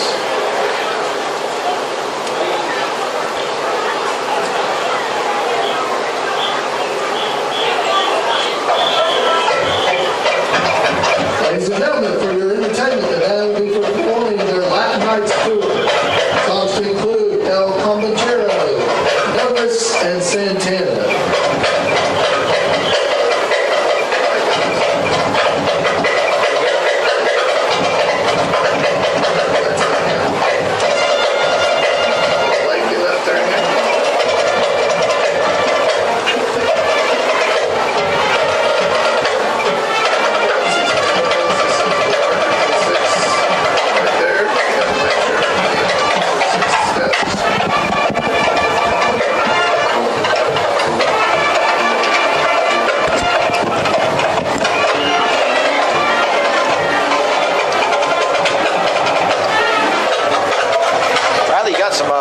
I'm not sure, Mike, what's going on here with the service. I have Also make sure you're not looking into the backfield. It should always be projected up. trying to pull up the scores, but it's not loading anything on my phone right now. Wonder if they're the only ones playing in the air tonight. Anyway, well, let's talk about tomorrow. Tennessee will be hosting Tennessee Tech out of Cookville. What does Jason Reel have to do with both Tennessee and Tennessee Tech? Well, he coached at Tennessee Tech and at Tennessee, and he played for Tennessee. And what was unusual about his tenure as a Tennessee football player? He coached under John Chavis. And here we have a cousin coming through for me here with some scores. As my phone is apparently not doing anything. So let's have some scores, shall we? The band about the Pride of the Valley Band is down here playing, as a matter of fact. That's why, the musical interlude. Playing for us personally? Well, score of interest to us. I mean, we play Monterey, or hopefully in the season as it progresses on. Yeah. Leading Rockwood right now, 22-6 at half was the last date. Oneida beating York 7-0 at halftime. Obviously, we know Bledsoe Marion is tied 10-10 because we're here for that one. Well, South Pittsburgh Whitwell, and they're Loudon is beating Signal Mountain 33-10. Third quarter was the last update. Halftime right now, South Pittsburgh 14, Whitwell 0. so Whitwell's playing them tough. Halftime was last report, Meigs County 28, Tellico Plains at 0. No update on Polk or Tyner at this time. DeKalb County, second quarter, last update, over 14-10 over Cumberland County. And Sequatchie County beating Grundy County 21-0. Second quarter was the last update. Sweetwater, I believe, is playing 6th-ranked Kingston tonight. And Ray County is beating Ooltewah 14-0. Second quarter was the last update. Okay, now we don't know. And I believe that is all the scores of interest that would have any connection here for us. And Chris Cagle is here, and I believe he's going to give us some statistics to live by. And what do you got for me, Chris? Mark. Receiving for Bledsoe County. Sorry about that. Cadillac Seaver had 5 catches for 35 yards in the first half. Garrett Thart, 3 for 43 and a touchdown. So Harmon Keith was 8 for 14 for 78, 1 interception, 1 touchdown. Rushing for Bledsoe County, Harmon Keith 8 for 40, Cadillac Seaver 9 for 49, Gunner Sweat 3 for 20. It's 20 rushes for 109. For Marion County, Condra 3 carries for 9 yards, Pickett 1 for 11, and Hutchins 5 for 56, 53 of that 56 coming on one play. Touchdown run. So they had 9 rushes for 76 yards and a touchdown. Only 1 first down in the first half for Marion. Obviously, that's not bad. Thank you, Mark. Mark Cagle giving us statistics at the halftime. I appreciate that very, very much. His father, Harold Cagle, used to be a football and basketball coach here in the 70s and 80s. That's before your time, Bradley. I used to be one of his best students, by the way. I'm sure, Mike. Sure. You can ask him. Harold Cagle. Again, speaking about that lightning strike we were talking about earlier, you're just begging for it. I don't have to go to the other side of the press box, or at least go downstairs. I'm just all charged up. You know how that is. And, of course, the pride of the Valley playing to the crowd here. We're in everything. Of course, Bledsoe County, 11 first downs for Bledsoe County, 1 for Marion County. That's not bad defense, Bradley. No, it's really not. And except for that long touchdown run, this could have been 10-3 Bledsoe. Very possible, yeah. I mean, that first play out of the bat when they ran and took 10 seconds to score, that was kind of a shock as they just went right up the gut. Bledsoe County looking for something outside. You can see how they were splitting out and trying to play contain because of Marion County's speed. I guess they decided they would try something up the middle. It worked, and they got a score on the board, but Bledsoe has done well to answer. Absolutely. First, of course, let's recap the first half. Bledsoe got the ball first, drove it downfield, but failed to convert on the 3rd down and long, so they kicked the field goal, and it was 3-0 Bledsoe County. Then Marion County got the ball back, got the ball for the first time. It didn't take long, 53 yards and a TD on a long run by the quarterback. Then and that's how it ended up 7-3 at the end of the first. In the second quarter, Marion County drove it down the field, but was stopped by Bledsoe County short on 3rd down. They kicked the field goal to go up 10-3. Then Bledsoe County late in the game got the ball back after stopping Marion County on 3 and out, and drove it downfield, and I believe it was number 19 Garrett Thought catches it in the end zone on the corner for the 20-yard TD strike, and it ended up 10-10 here. And then late, as Marion County was comes driving down. Eli Tabor forces a fumble from the quarterback as he tried to go for a pass, and Bledsoe recovers it, and this is how it ends up 10-10. And of course, Marion County will get the ball back to start things off in the second period. Let's look at some more of our sponsors. Why don't we add it? And one of us is Stevens Pharmacy. Stevens Pharmacy in downtown Pikeville for well over 70 years has been servicing the citizens of Bledsoe County and Pikeville for all your pharmaceutical needs. And they not only do have medicines for what ails you, they also have COVID shots by appointment. And if you are not inoculated, you should go get one.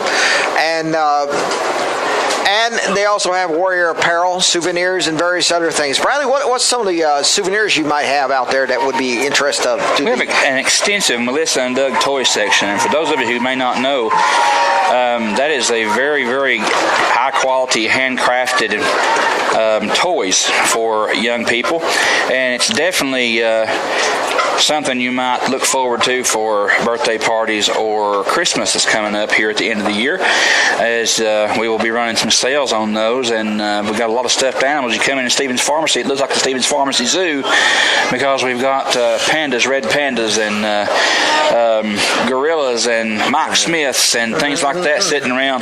Yeah. So, did I say Mike Smith? I'm yes, sorry. You did. I said it right after the gorilla. It kind of had my mind on that train of thought. But we have just a lot of those things, and even other toys and things like that. Also, our picture machine, you can print them off right there. You don't have to go to Walmart or anything like that. We have it in Bledsoe County. You can print it off our machine there, right in front of your very eyes. Of course, you have those funny hats that you had, the ones with the squirrel hats or whatever. Oh, the monkey hats. Yes, no, monkey. we my sold niece out of those. My niece in San Antonio, Texas, wants one of those.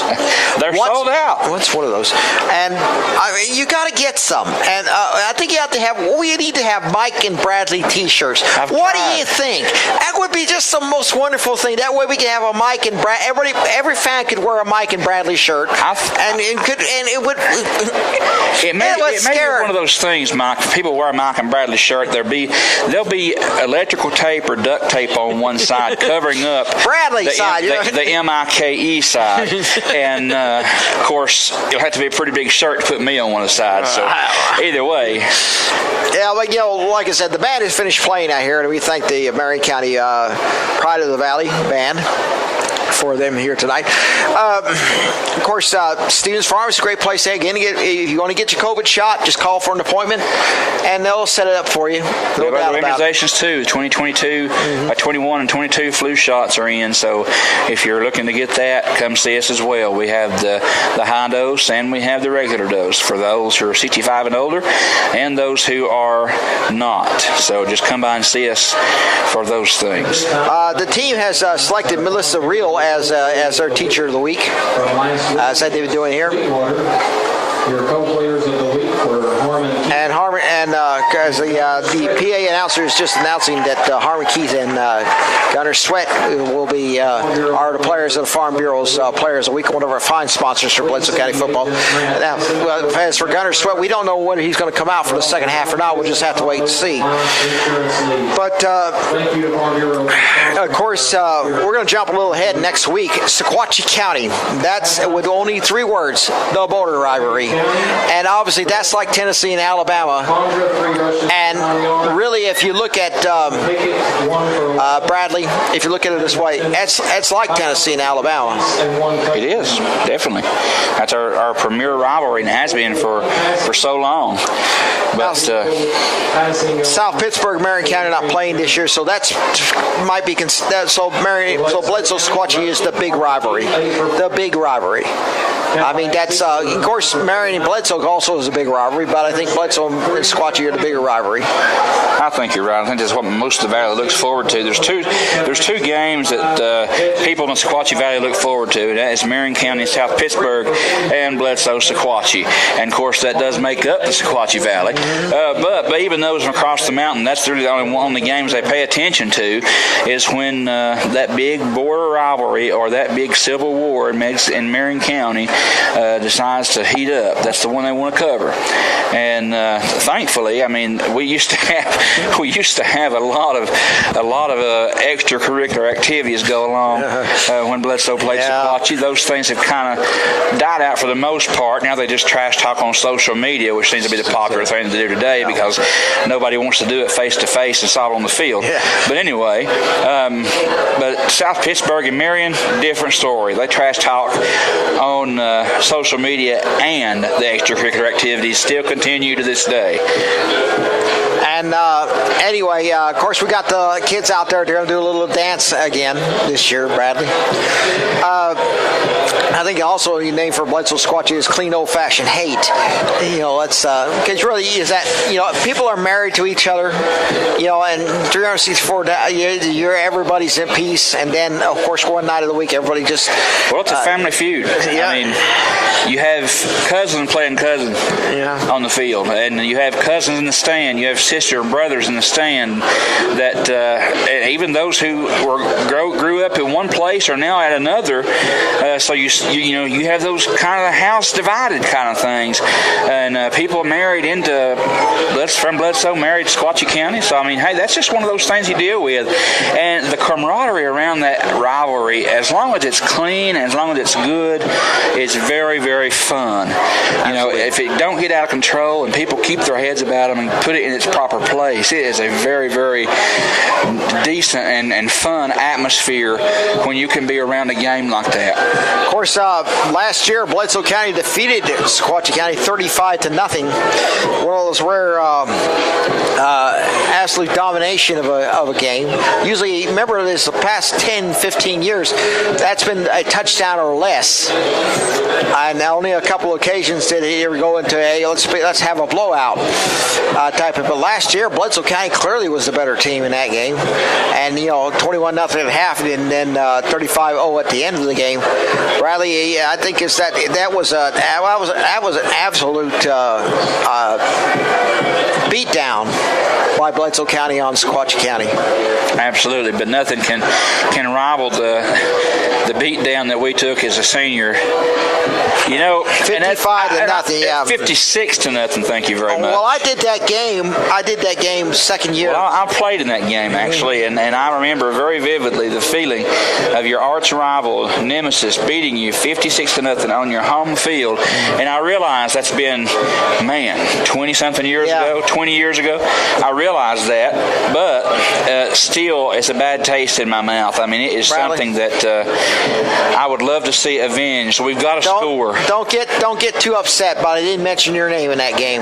We've got to score 57 points to nothing on Sequatchie just to get that monkey off my back. Well, you have to remember the record for Bledsoe County at a margin of victory in that series is 72-0 in 1940.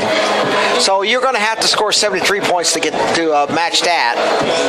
And Sequatchie started out 0-2. They got took behind the woodshed by Marion County and South Pittsburgh. And then they won over Jackson County, and then they lead Grundy County right now. So they're going to come in 2-2. Well, let's be honest though, Mike. I mean, you've got Marion County and South Pittsburgh are pretty darn good ball clubs, and I mean to get beat the way they did, Sequatchie County put up a fight. You got to give them credit where it's due. That's one thing about it. I'm not a Sequatchie fan by any means, but there's one thing I will do is I respect them and I love them because they are family, and I want to see. I know this may sound horrible for some of my Bledsoe County faithful, but I want to see Bledsoe. I want to see Sequatchie County succeed. I want to see them do very well. I just want us to beat them when we play them at any sport. Here comes Wildfire, by the way, out in the middle of the field as she wheels her horse about. That is a beautiful Palomino, Bradley. Absolutely. And I mean, it's sad to say she will not be, probably not be doing that next year because she's a senior and graduating from high school. But just a neat deflating spear, to be honest with you, a la Florida State. And of course, next week we'll be on the Brillo pad next week as Bledsoe and Sequatchie County. I'm sure they have that chair up on the wall like a deer, mounted like a deer. Yeah, I'm sure. Now, Bradley's first kill. I'm sure. But that's. You better bring your chair next year, Brad. Next week, I think I'll either bring my own chair, or if my vote goes to the Supreme Court, we will be broadcasting from the stands. That's what I would like to do. That probably would be it for me, because really, I don't want to badmouth Sequatchie County, mind you, but whoever George Hamilton, who built that building, forgot one thing: you got to have windows. Well, they have windows, but they all face the field.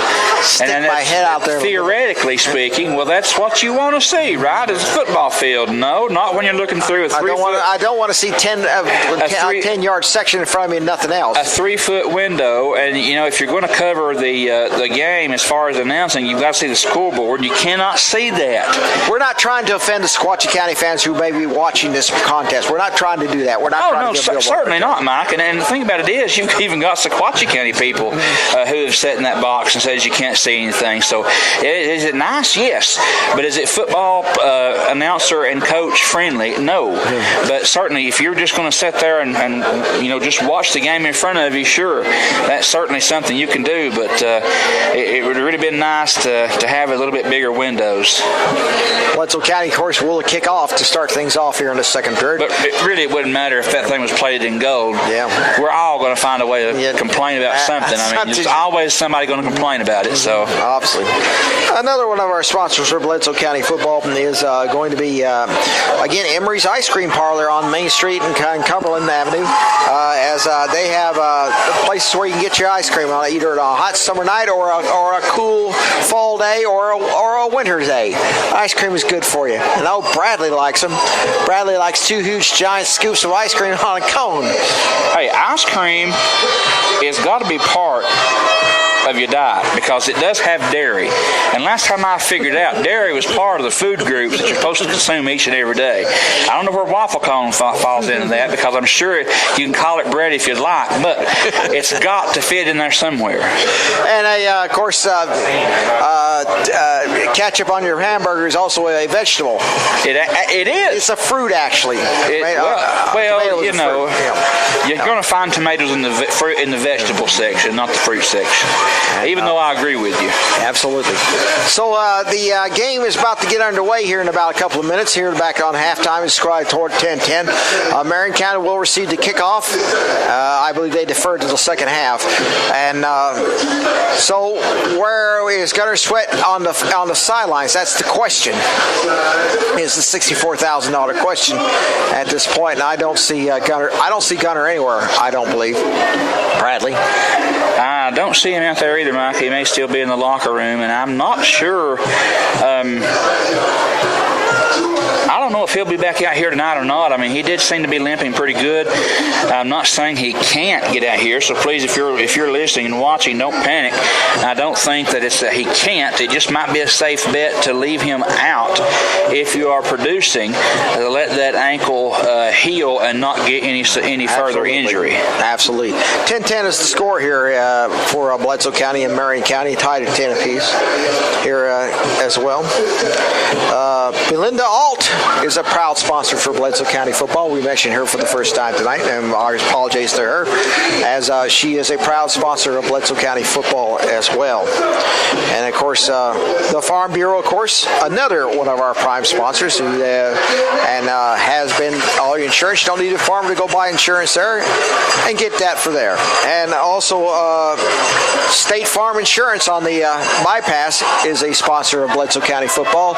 Like a good neighbor, State Farm is there, and Nick Smith, the agent, a former Bledsoe County player, will sell you the right insurance for your needs. Nick Smith, State Farm Insurance, a proud sponsor of Bledsoe County football. Bledsoe will kick off to start things off in the second half with 10-10 to score. Except for that long run, Bledsoe County's pretty much shut down Marion County's run game to a certain point. And as it's a little bit warm in here in the press box, Bradley, I think they shut down the air conditioning. The referees just kind of got in the huddle out there, and all their hands go in the middle and says break. I've never seen a referee do that. I never see a referee do that either. Well, I would say I'd cut the fan on here, Mike, but as you can see, the fan is just a little bit out of sorts. So there goes that idea. Yeah, that's a real sharp idea Let's right there. just put that right back to where I found it. I think we could survive a half. Well, if you wouldn't blow so much hot air up here. You got more hot air than I'll ever have. As Bledsoe County's Tristan Bourne will kick off for Bledsoe County here tonight, all joking aside. Of course, with 12 minutes to go in the third period, Bledsoe and the Marion are tied at 10-10, and they really, as we pretty much what we expected here. You know, we'll go ahead and say, Mike, for those listening who may not know, we do heckle each other back and forth. The reason we do that is because we can't stand each other. No, quite honestly, we're related too.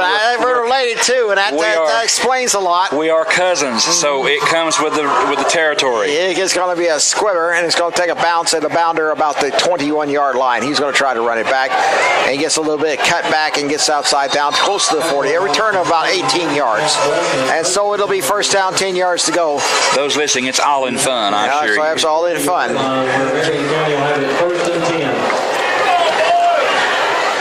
And as it'll be first down 10 for for Marion County at the 40-yard line. This series goes back to 1926, and of course Bledsoe County. Well,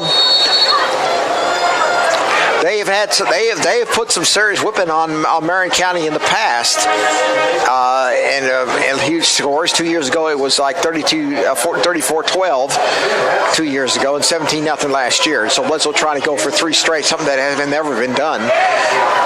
Shotgun formation for Marion County as he hands off to the tailback, slices across the left side of the line, breaks loose outside to the 45, to the 50, down to the 40. He's going to go all the way. He's going to beat the defender, and it's going to be a touchdown, and it's going to be 60 yards. He got a little. Bledsoe got thrown off, just like in the first half. Had a bunch formation right there. It looked almost like a goal line offensive stand. It looks like a flag's been thrown at the end of the play. I'm not sure. I think I saw a flag. I didn't see a flag. I saw something flying anyway in the middle of the crowd. Let's see what referee's out. No flag. Okay, there's no. It may have been a white marker or something, possibly. You know, you see a lot of things flying around here, so you really can't tell sometimes.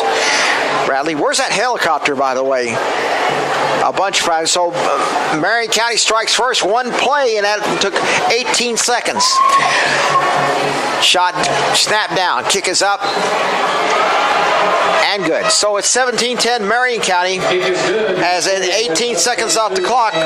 Bradley, just like in the first half, Bledsoe got caught flat-footed. It's one play off to the races, and that's one thing they wanted to do coming out here with getting the ball in the second half was score quick and score first, and they did just that. And Bledsoe County now in a 7-point deficit, right back to where we were before the half ended.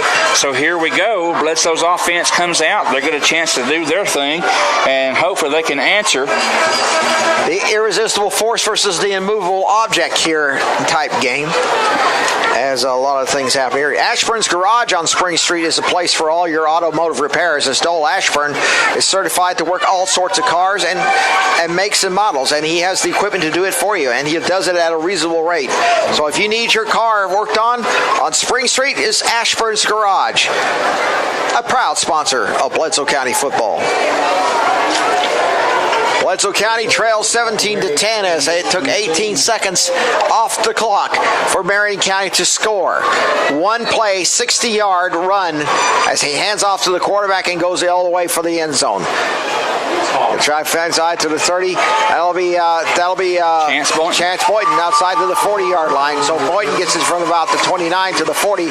So first down, 10 yards to go for Bledsoe County at their 40. Let's see what they can do. If they can answer the score of Marion's score. Well, maybe one of those situations, Mike, where we just swap licks back and forth for the duration of this game. Big play versus big play. Marion County has had two so far, and Bledsoe has just grounded out and played their game and still getting points. Ball at the 39-yard line is first down, 10 yards to go for Bledsoe County, trailing 17-10 against Marion County here at James T. Warden Field. This is Mike Smith along with Bradley Hargis here to send you the play-by-play. Shotgun formation, standing tailbacks to the left and right of the line. Looking handoff, that's Cadillac Severs. He shoves it across to about the 44. He manages to cut across and get some good yardage, so it'll be second down and looks like about around 6 yards, I believe. You know, the defensive end comes in and bites on that fake right there. At that time, he accounted for Harmon Keith, but there's a chance for him to start cheating inside, and that's prime time for Harmon to tuck that ball and run it himself all the way over to the sideline because he has a lot of real estate to work with on this hash mark. Gain of 4. It's second down 6 for Bledsoe County at the 43-yard line, their own 43-yard line. Shotgun formation looking at the quarterback. It'll be keeper. He gets across the 45, close to about the 48-yard line. He'll be about a couple of yards short, so keeps it on a keeper and get good yardage on second down. Gain of 5, so it'll be 3rd and 1. So Bradley, Keith gets 5 yards and almost gets the first down. Very manageable third down here for the Warrior offense, and Harmon getting the call from the sideline. You know, something you see, Mike, is they're going. A lot of their plays, past 2 plays actually, have went inside. Cadillac Seaver and Harmon Keith. What do they do now? Is the question. Third down 1 for Bledsoe County here. Ball at the 48-yard line, needs to get to the 49 for the first, and he's going to take it on a long snap across to the 50 to the 49. He has it. First down 10, Bledsoe County. So Harmon Keith takes it on a keeper. Trying to rip my ears off, Bradley. And so it'll be in Marion territory at the 49. It'll be a gain of 4. It'll be first down, 10 yards to go for Bledsoe County at this point. With 9:57 to go in the third period, Marion 17, Bledsoe County 10. Needed one, got 3. So 3 yards on the play. So Bledsoe County will line up, going to the line. 10 seconds to go on the play clock. Shotgun formation, standing tailback. Looking, quarterback. Snap, throws outside to the play, outside down to Eli Tabor for a short gain of maybe about 2 yards. Second down upcoming. He throws the Tabor on a safety valve type pass. Gain of 2 on the play, will be 2nd and 8. He just dumps it out, hopes for the best. He's on this far side or near side of the field, and you've seen plays like that get broke loose for big gains in the past, and Bledsoe just couldn't get broke loose that time. Second down 8, 9:30 to go here in the third period. It's a 7-point lead by Marion County, 17-10. Shotgun formation. Looking, handoff, tailback. That'll be Cadillac Severs, and he gets nothing. He loses about 2. So they caught Severs in the backfield and couldn't drop him for a loss. Similar play is actually almost an identical play is what they ran the first play coming out of the half. And there you had him handed off to Cadillac, but that defensive back coming through and keying on Harmon Keith, and he did take a step inside. Of course, I guess he saw the ball, but if Harmon keeps that, I believe he can outrun that fella to the sideline and turn it up and get some good yardage out here close to the near field. Third down 11 at midfield, and there's going to be a whistle. Somebody jumped, I believe. Timeout is called instead. So sideline warning against Marion County. So Marion County gets a sideline warning. Now that basically means that you're venturing into areas you shouldn't be getting into, and next time it's going to be a penalty. So 20 seconds on the play clock. Third down 11 as Bledsoe lines up in a pass-type situation here. Wideouts to the right. He's got 3 to the right, 1 to the left. Looking, going to throw downfield. It's going to be Harmon Keith makes the catch at the 40. Keith complete. Harp for a first down 10. Bledsoe County will have a first down. Garrett Tharp making the reception. Nice pitch and catch right there. Garrett Tharp is a very tall and athletic receiver. He is very good at basketball as well, but you see, there's no reason why you couldn't just loft that up and let him go up and get it, and that's what they've been doing for several times tonight. Garrett is an exceptional athlete, and anytime the ball's in his hands, a lot of good things can happen. 13 yards on the play. It's going to be at the 37-yard line. So on 3rd down and 11, he connects with Tharp for a big play of 13 yards. First down 10 at the 37-yard line of Marion County. Bledsoe County with the football. Shotgun formation. Oops, roll a little bit. Going to throw downfield. A man is there. Makes the catch outside 30. That'll be Cadillac Seavers. Cadillac Seavers breaks loose to the 25. Down to the 20. Down to the 15. Breaks again. Outside down 10. Down to the 5. First and goal. Bledsoe County. That'll be Cadillac Seavers.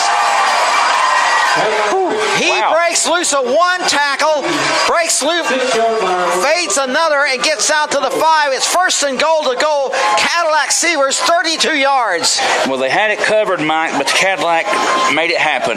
Good pass, right where it needed to be, broke the tackle, did what he needed to do, get those extra yards, a good push forward, and now you have first and goal inside the 10. Excellent job there on the part of Cadillac Seaver to catch the ball and go with it, and Harmon Keith to get it to him. Ball to 6 after a 31-yard pass reception. Shotgun formation. Harmon Keith, he's going to keep it. He's going to try to slam it outside down inside the 5. He's going to maybe get to about the 3. So it's going to be second down goal to goal. As he was going to try to go in for a bit of a quarterback type play, and he calls his own number and he gets about 3 yards. Gain of 2. It'll be second down goal to goal at the 4 for Bledsoe County. 17-10 is the score. 6:53 to go. So Bledsoe County patiently taking it down the field from its own 39 all the way to the Marion County 4. Second down goal to goal for Bledsoe County at this point. Warriors lining up. Shotgun formation, standing tailback. Wideouts to the left and right of the line. He's going to throw down to the left side of the line. The man is there. It's incomplete. Pass is incomplete. And there is a Bledsoe County player down, and maybe Seavers, and it looks like it is Seavers, and looks like he's going down, hit hard. Out for injury on the play. And he look like it maybe his knee, if the indications are at this point. So it'll be Cadillac Seavers to be looked after by the thing. It'll be incomplete. It'll be third down goal to goal at the 4. So timeout for injury as Bledsoe County facing a third down goal to goal. Not good, Bradley. We already lost our Gunner Sweat. Gunner Sweat already off the field in the locker room taking care of a dinged up ankle, and now it appears that it could be a knee or ankle here at Cadillac. I think he may have just turned it a little bit because the defender was right there when the ball got to him, and I think he just choked up a little bit and fell awkwardly. One of our sponsors is the Sequatchie Valley Electric Cooperative. It is important that everything that we do today relies upon electricity. You can't hear a game without electricity. You can't have a night game without lights that was powered by electricity. In fact, you can't have much of anything without electricity these days. And Sequatchie Valley Electric Cooperative, since 1939, is the place for all your needs about electricity. And a proud sponsor of Bledsoe County football. Go Warriors! Bledsoe County will have it third and goal. Seavers going off. It looks like he's all right. I think he's walking off. And so it'll be third down goal to goal at the 4 as Bledsoe County will now has lost another player, at least temporarily, on offense.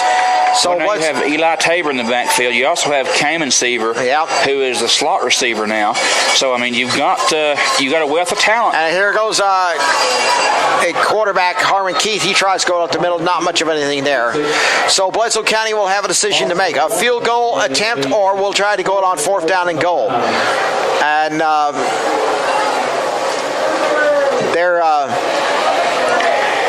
it's a bad dilemma to be in right now, Mike, because you've got 2 of your premier running backs out of the backfield off due to injury. And here you have fourth and goal. You're down by 7. They lost 1 yard on that play, so by the way. You definitely want to get the points, but Bledsoe's going to go for it. You do something here. So Bledsoe's going to go for it on fourth down goal to goal at the 5. They're going to have to try to get back into this game. Looking back to throw. Going to throw downfield. The man is there, makes the catch. Incomplete, and it's going to be turnover on downs. And there's a flag thrown in the end. It's going to be a penalty, looks like, against Marion County, maybe a little bit of John.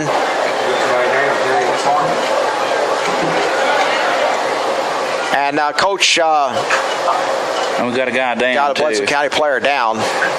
But there is they may have got him for jawing or something or another. If it's against Marion County, it's going to be half the distance. Yeah, it could be jawing, and it could be potentially a late hit or something inside this interior line. I mean, a lot of things can happen right there. Maybe a defensive holding. Generally speaking, you call holding right there, but that ball, I mean, the flag was thrown quite late after the ball play had already been made, so it's something definitely dead ball foul. It's going to be interesting to see who it's going to be on. Let's see. Not to say this referee has had some bad moments, mind you, and it's been had, and we've had them, but for most part, that unsportsmanlike. Marion County. It'll be first down, Marion County. But it's going to be half the distance, so it's going to shove it back inside the 5 after the penalty. After the Bledsoe County player is being attended to on the side. I don't know who the player is yet, so we're still trying to get that here as the crowd sort of goes quiet here at this point. Well, let's talk about one of our another sponsors, Sells Building Supply on Main Street in Pikeville. Is a place for all your building, plumbing, electrical, and paint needs. That's Harmon. That's Harmon Keith, and we don't need that at this point. So it's going to be first down 10. As Sells Building Supply, again, as I said, is a place for all your plumbing, electrical, and building supplies from the smallest to the biggest. Sells Building Supply is the place for you. A proud supporter of Bledsoe County football. So Harmon Keith, it looks like his ankle could be it, and you already lost your two top running backs. Now you lost your quarterback probably. So it'll be at the 3 after the penalty against Marion County for unsportsmanlike conduct. I don't know. It was either jawing or maybe a late hit. I'm not sure. So it'll be first down and 10 for Marion County at their own 3.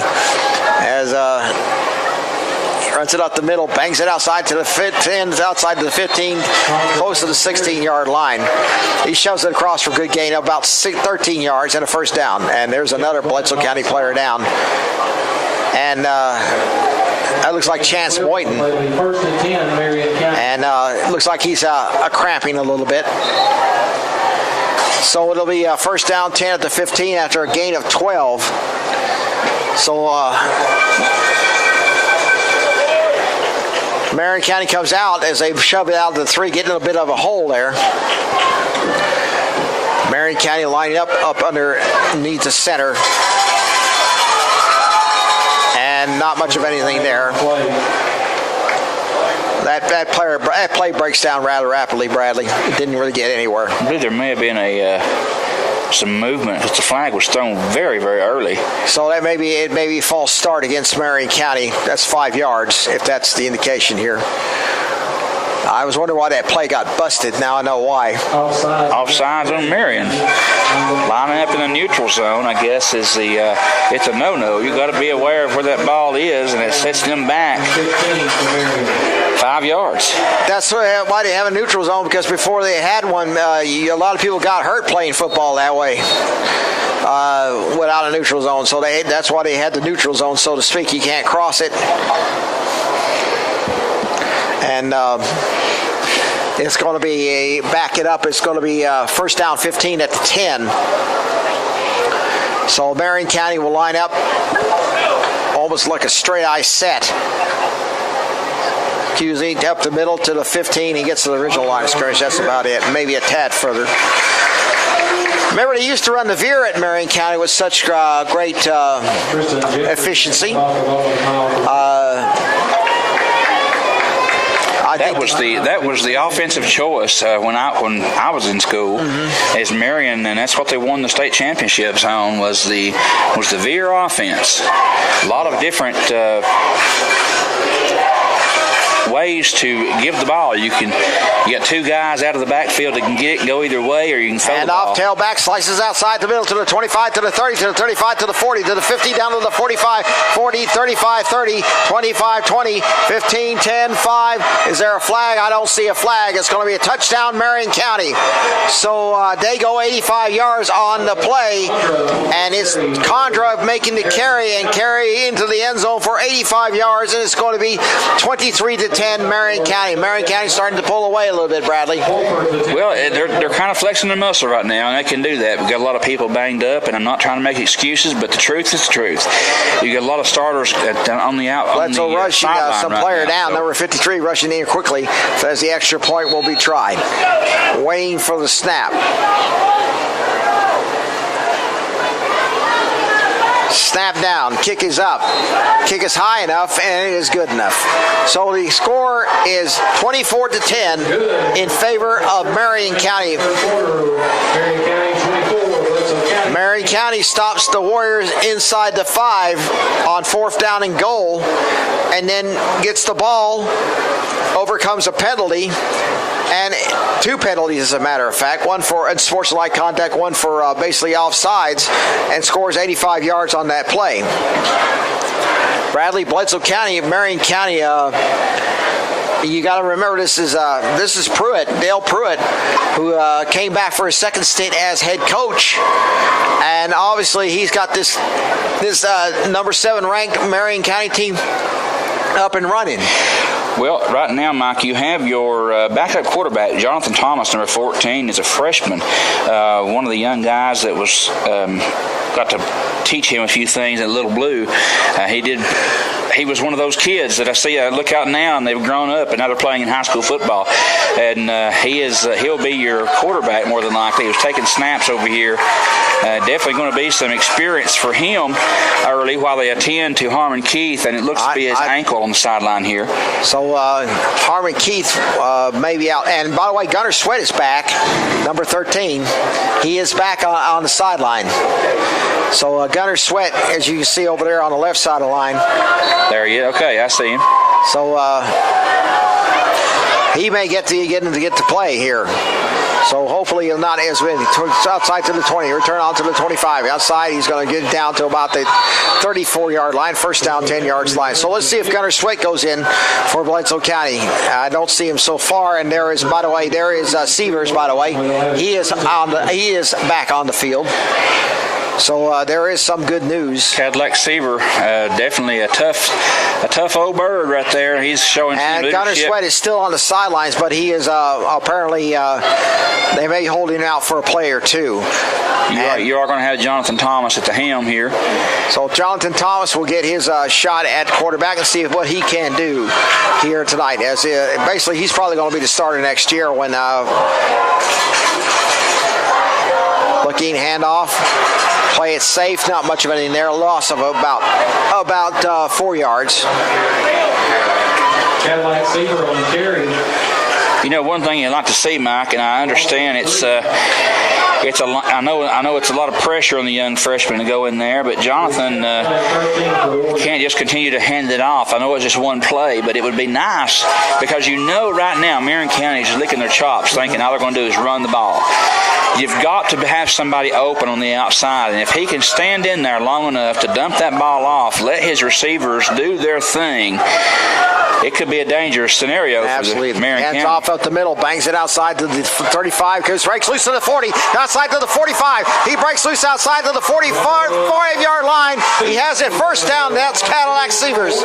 So Severs breaks loose to the 40. He gets all the way into Marion territory. The ball is about at midfield at the 45-yard line of Marion County. So Cadillac Severs breaks loose for a long run. That's a momentum boost right there if it ever was. Definitely something we needed, and I don't see Harmon on the table anymore. I'm not sure if he's going in. So Harmon Keith is coming in there to the cheer of the crowd, and he's looking like he's still a little gimpy. But Harmon Keith will come in as quarterback. So Keith is back in at quarterback, and so Bledsoe County will line up. 1st down 10 at the Marion 45. Handoff, tailback up the middle, slices across the middle down to the 40. That is Cayman Seaver. Cayman Seaver's making the carry for the first time this season as a Warrior, and so Cayman Seavers runs it down to the 40 for a gain of 5. 2 minutes, 38 seconds to go. Bledsoe County trailing 24-10, but Bledsoe County is moving the ball. Still plenty of time for Bledsoe County to do something, Bradley. You know, Cayman Seaver is number 2. Cadillac is number 4. I guess you could say it's the old 4-2 punch out of the backfield. 2-4 punch. 2-4 punch. You know what they say anyway. Looking here, Bradley Hart. It'll be quarterback. Looking, it'll be Harmon Keith. He throws it downfield. The man is there. Makes the catch at the 30. Oh, he drops it. Seaver's the intended receiver. Just for the record, Bradley Hargis is not playing quarterback. Yeah. Well, we can be thankful for that. As previously called, Bradley under center. My goodness, we do have a tendency. Actually, not we. I say we just to mean that you know who I'm talking about. Has a tendency to be delusional here in the box and see things and that it's not really there. So. Yeah. Well, anyway, by the way, and I'll get to that in a minute. Anyway, Bledsoe County held it's going to be a long minute because you'll never get back to points like that.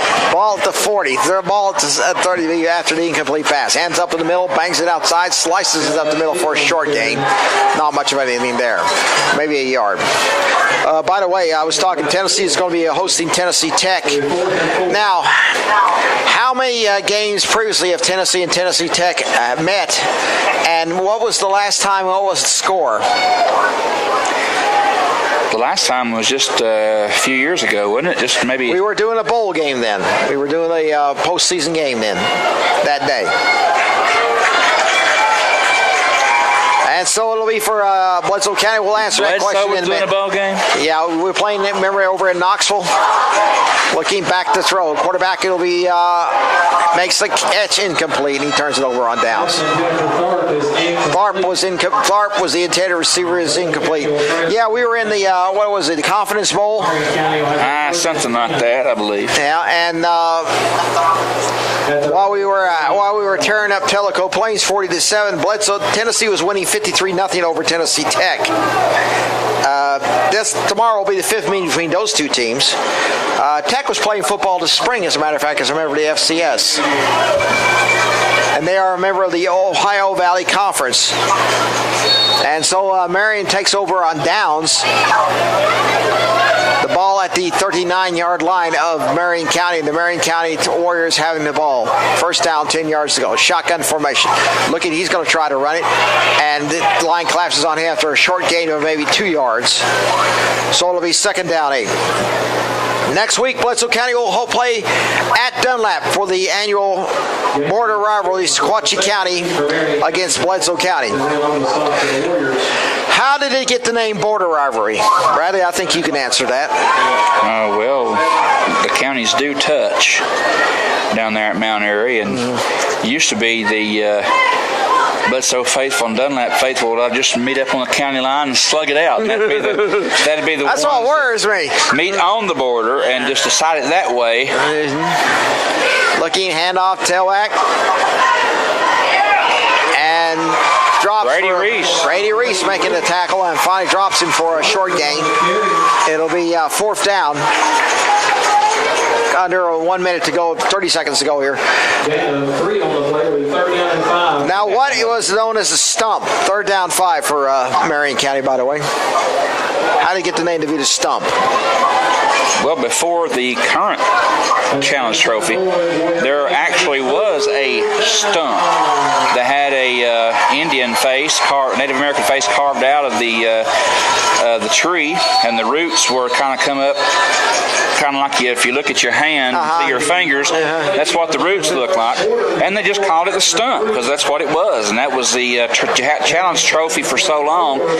Well, there was a year that Sequatchie County was having an off year. Bledsoe had a big chance to win, did win that year, mind you, and did not get to have the stump brought back to Bledsoe County because it mysteriously disappeared out of Sequatchie County's high school and was burnt on Sequatchie County's grounds, and nobody really admitted to doing that, and even if you make an accusation, you'd be dangerous to do it because you don't have any proof. But if it doesn't take a brain surgeon to figure out what happened to that stunt, and then next thing you know, we had another one made, and it's a little different style trophy, but still has the same significance to both teams and to both communities. So we want to keep that here in Bledsoe County as long as we can. Of course, there are a lot of these trophies going around. Tennessee and Kentucky used to have the beer barrel until a drunk driving accident killed several Kentucky players, and they discontinued that.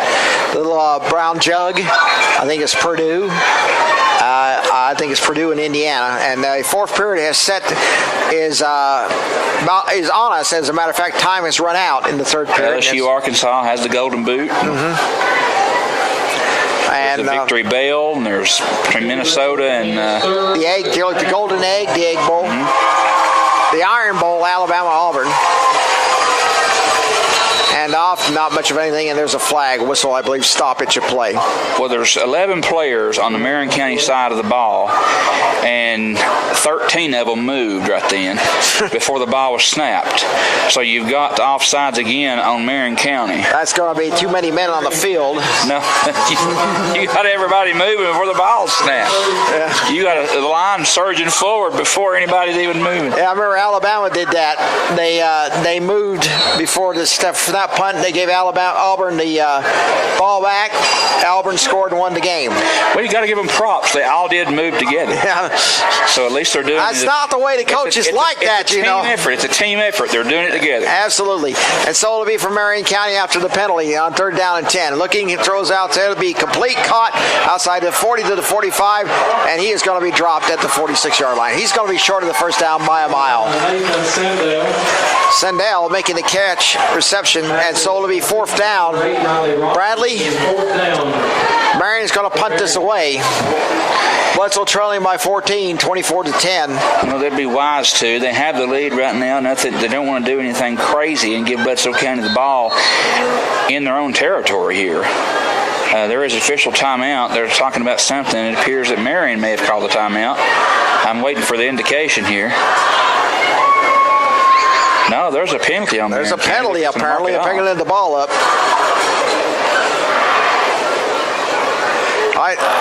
I really hate to see if it was Grundy County. We have all sorts of crazy penalties. It is actually a sideline penalty now. So that's basically that's second time you get nailed for 5 yards. And that's going to push it back 5 yards. So it's going to be 4th down and 9. First time it's a warning. Second time it's considered an infraction. And here you have a punt team on the field. So Marion will punt it away. That gets Bledsoe County 5 extra yards closer, as a matter of fact. Better watch for the fake, Bradley. They may try for it. He punts it away. Get away from it. Get away from that ball. They'll be at the 25 or somewhat about. Touchback. Now, of course, this is the oldest robbery in Bledsoe County's book back to 1926. And, of course, no, I did not do that game. Ain't that old, Bradley? Well, I wasn't going to say anything. I mean, if you want to dig your own hole, you've got Jonathan Thomas coming back on the field now. Thomas comes back on the field. Apparently, Harmon Keith's his ankle probably still bothering him some. So Thomas comes in for relief. 24-10 is the score. Really, injuries have been decried this game so far. You still don't see Gunner Sweat out there. Looking handoff.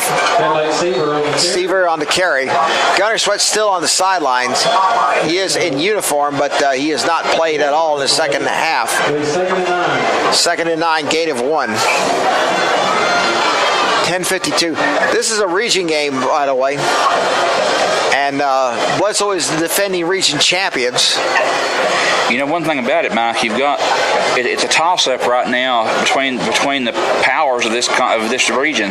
Bledsoe County, Marion County, Tyner, and we mentioned earlier Meigs, and then Polk that's coming up.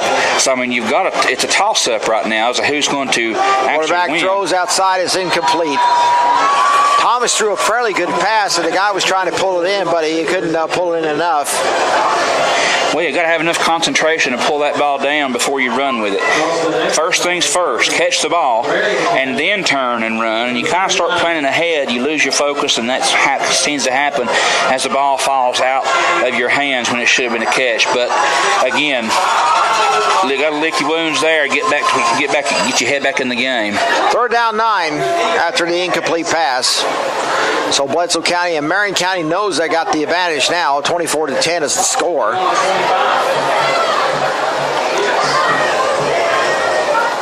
Just injuries have just hit Bledsoe hard in this game.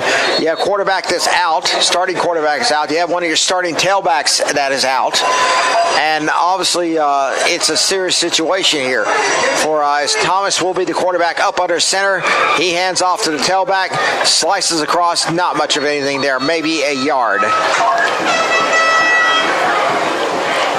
Marion County has a 2-game losing streak against Bledsoe County, but they looks like if things keep going this way, they'll snap that streak. No gain on the play. No gain. It'll be 4th down and 9. So Boring will be on to punt it. Let's see if he can punt it deep. As Bledsoe County brings out some people to... A little bit of confusion here as they're lining up. All right, now we got our guys out there where they need to be. 5 seconds on the play clock. They need to get it off. Snap down. Punt away.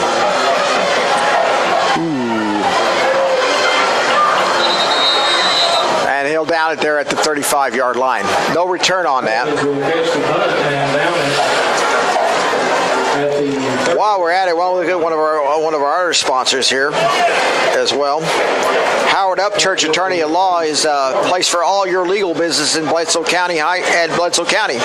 His father, Proctor Upchurch, helped found WAT Radio, which you are listening to this game tonight here on WAT. And his experience, counts in every type of criminal or civil litigation. Howard L. Upchurch, a proud sponsor of Warrior football. Go Warriors! Ball at the 39-yard line. 1st down 10 for Marion County. Marion County hits hands off quarterback. He tries slicing across the middle. For a short gain, maybe about 3 or 4 yards. It'll be 2nd down upcoming. Bradley, you got some scores for us if we can get look them up right now. Yeah, let's get some scores here before the game ends tonight. 9:13 to go. It'll be 2nd down 6 at about the 44-yard line, close to the 44. We welcome everybody who's listening here, especially my sister Roberta Campbell, who is recovering from knee surgery yesterday at Chattanooga. She is home and hopefully a healing. Looking quarterback, looking on 2nd down 6, tries to run it outside 44 to 50, close to the 1st down marker. I think he probably got the 1st down. So he swings around to the outside. Bledsoe County starting to look a little tired defensively. They've been out there a great deal of the second half. Gain of 5. It'll be short and 3rd down 1. You got anything on Bradley on the scores yet? 3rd down 1. Timeout. It'll be a measurement to be taken by the referees. Let's see whether it'll be a 1st down. He's close to it. All right. We got scores coming in here. Finals all over the place. Trying to find something that means something to us. We'll take anything at this point. Let's see if he got the 1st down. I believe he has the 1st down just by the nose of the football. Nope. Nope, he's going to short by inches. He's short by pinky nail. Cleveland beat Farragut 27-24. Monterey final over Rockwood 43-14. That's an interesting game. Oneida 4th quarter leads York Institute 21-10.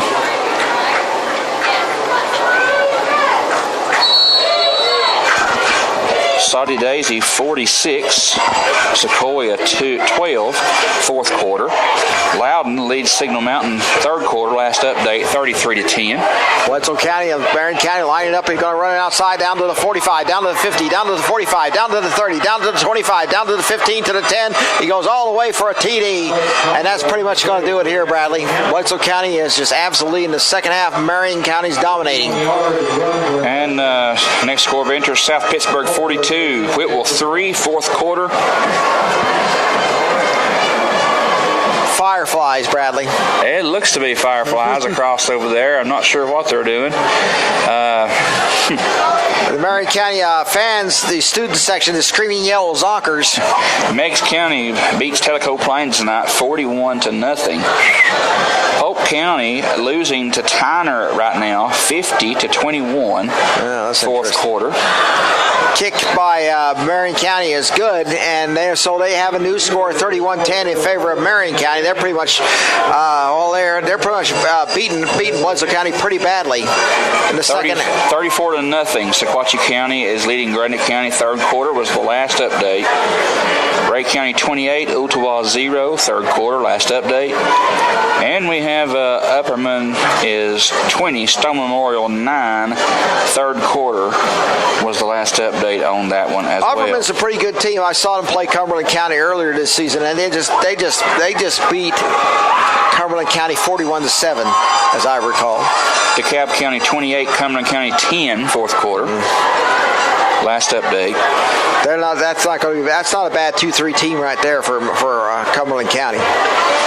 So I think the race is starting to define itself up a little bit here, Bradley. Obviously, Meigs County and Tyner and Marion are going to be the three top contenders here.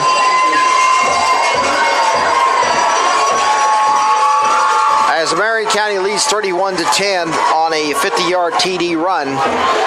And that's not something you really want to do in the part of Bledsoe County is run across in front of Marion County with a Bledsoe County flag, losing 31-10. Yeah, well, I suppose that they'll be generous to us.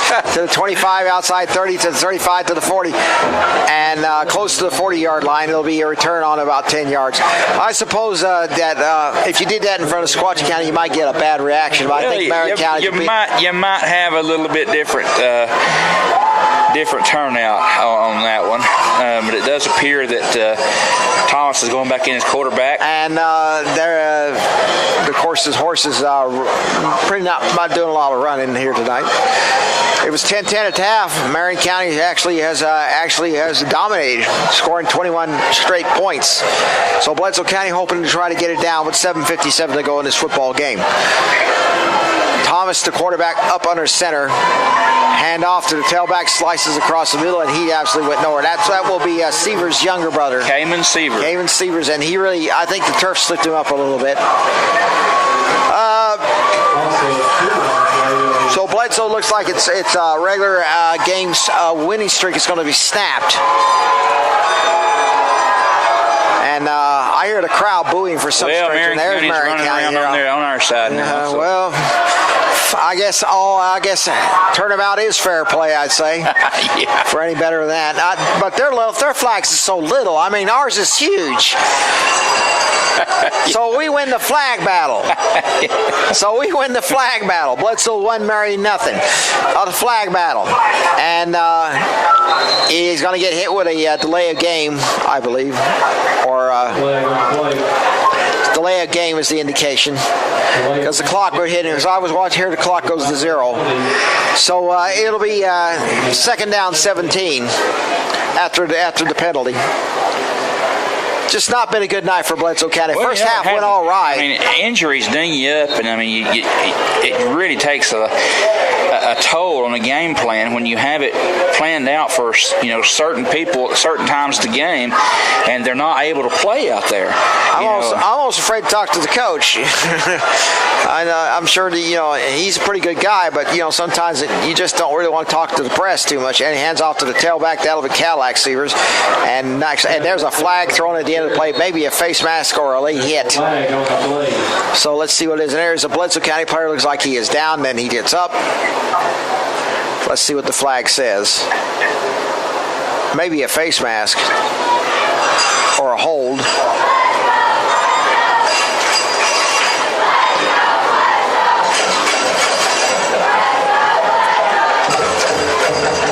Let's see who is going to go against. Personal foul. Personal foul. Personal foul. On Marion County. Legal use of the helmet is the indication. Well, you're coming out like a missile and you put your head down. You can't do that. And anybody with a brain that has any football knowledge at all, you cannot tackle with your helmet down looking at the ground. You got to get it up and see who you're hitting. You know, that's a dangerous thing for you. It's a dangerous thing for who you're tackling. And it's just not safe and it's not wise. You got to make sure you play the game to keep yourself safe and another person safe too. That'll be 2nd down and 2 after the penalty, not a first down. 2nd down 2 for the Warriors here. Thomas is the quarterback. He hands off to younger brother Severs, and he gets loose to the 45, to the 50. He's down to the 46. Cayman Severs enough for a 1st down and 10. So Cayman Severs bursts loose for a good yardage, and it'll be down for about 12 yards and a 1st down. About 10 yards on the 1st down, so it's 1st down 10 for Bledsoe County with 6:21 to go as they try to at least close the gap a little bit. So it'll be Bledsoe County having it 1st down, 10 yards to go in Marion territory. Of course, everybody here tonight, well, the crowd is still here. Marion County fans are still here. Bledsoe County fans, for the most part, are still here.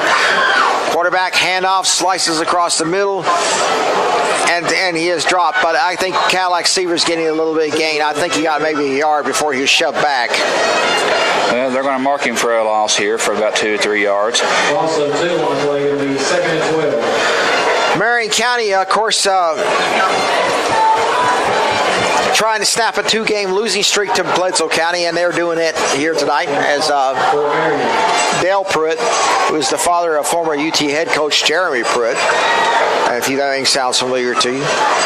You know, I think maybe it's just me, maybe I'm crazy, but you got that freshman quarterback out there. Let him throw one. They're going to hand off to the outside. That'll be to Severs. Cayman Severs. Cayman Severs again shoving it across the 45 down close to the 43-yard line. He's getting a little bit of reps out there. Gain of 5 on the play. Gain of 5. 3rd down 7.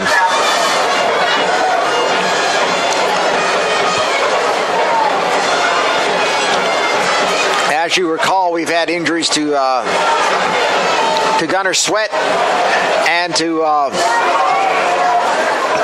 Harmon Keith. I tried to. Cadillac's banged up. Cadillac's banged up, and he's this has not been a good night for Bledsoe County, with many of its weapons banged out of here. Quarterback will be Thomas. Thomas outside to the 40, close to the 40-yard line. Jonathan Thomas, keeper. He's got some wheels in this shootout. A good little runner. Gain of 2 on the play. Gain of 2, so it'll be 4th down and 5. You don't have a choice at this point. You're down by 3 scores. You got to go for it.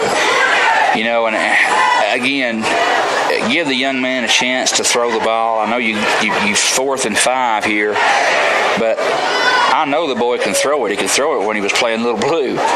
4th down and 5 with 3:48 to go here, as they will go for it on straight eye set. 7 seconds to go on the play clock. And Thomas is he's calling a timeout. Basically, he had to pretty much. As time was running out of the play clock. I think he was a little tentative out there. So timeout to score with 3:38 to go here as we'll get to our final set of sponsors here tonight.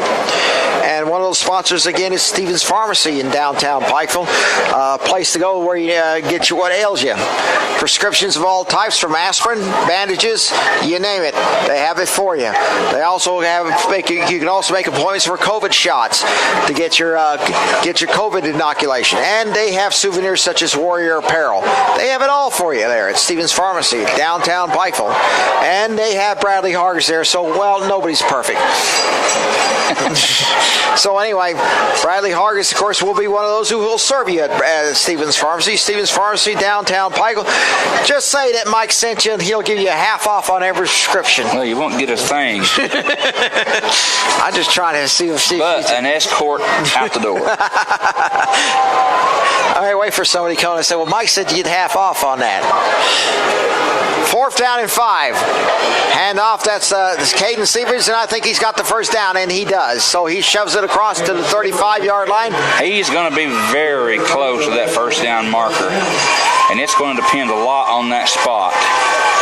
They have the ball, it looks like at about the 36-yard line, or just inside. It is first down 10, Bledsoe County. So 3:32 to go as Bledsoe County converts on a 4th down. 3 of 4 tonight on 4th down conversions.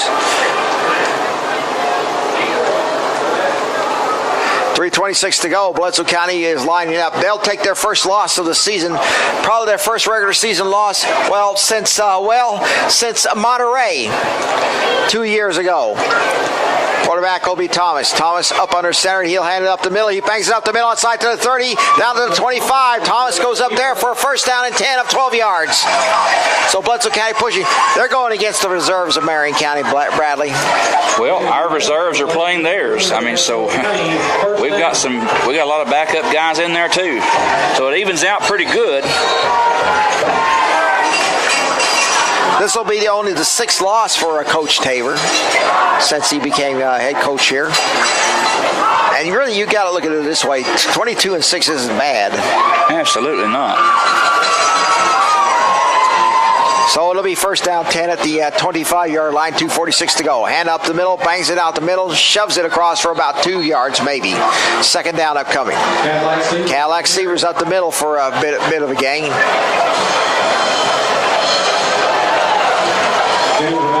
Second half just did Bledsoe in 10-10 at half, and it really is at that point Bledsoe County really Marion County broke it open.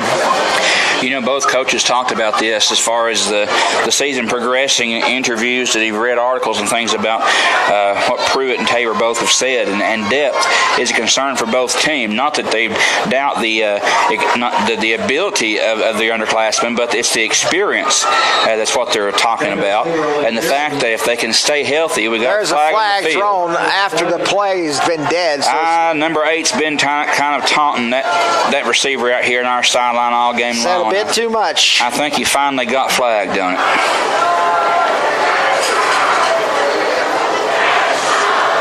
Well, there's one good way to stop that, Mike. If you just toss the ball to the outside, give it to a guy to run right over him and just make him like it. That's how you solve that problem right there. Jim Brown used to have tell a story about how they had one player on the opposing team who used to taunt him, racial slurs, that sort of thing. And he said in the next play, Jim Brown went 85 yards for a touchdown, and he told the guy, "How do you like me on the other side? How do you like me on the other side now?" Well, Mike, old saying goes here, and I don't think many people say it out loud, but I'm going to. The best way to stop a big mouth is to mash it. Yeah, well, you know, I've got a big mouth. Not that I'm condoning anything like that, but I'm talking about settling on the field in regards to get behind your pads and run over somebody. I'm not talking about absolutely. fighting. So it'll be first down 10 after the penalty, and he's going to throw. Thomas is going to throw. How is that not pass interference? It is pass interference. There's 2 flags thrown. So the receiver was held. So again, that's going to be an automatic first down, I believe. Not in high school. Oh, darn. Come on, we got to have college rules here. It'd be nice. That's going to push Bledsoe County even closer to the goal line. I was a little confused about that earlier as well, initially, and then realized it was still fourth down. Half the distance to the goal is the indication, so it's going to be against Marion County. So it'll still be first down because it was 1st and 10. That's right. So it'll be first down, and at the 6, Bledsoe's been in this position before, couldn't convert on 4th and goal earlier in the game. 1:51 to go. Bledsoe County lining up at the 7-yard line. It'll be first down and 10. First down and 7. Out to Severs outside. He's going to be stacked up for Severs there, and looks like there is a player down. He is getting up now, and he is limping a little bit. Gain of 1. Gain of 1, second down, upcoming 1 minute 30 seconds to go. Marion County will win this game tonight. Bledsoe County's regular season win streak is history, unfortunately. And with 1:18 to go, Bledsoe County trailing 31-10. Not a good night for Bledsoe County here, as the Warriors will drop to 3-1 on the season. Looking quarterback, he's going to roll outside to the right side of the line. He's going to roll it down, and he's going to be dropped at about the 8. Thomas trying to take it to the right on a sweep play, and under 1 minute to go. Bledsoe County is just absolutely unable to. The injuries, as you said, have been the thing, and Marion County has found a way to get through.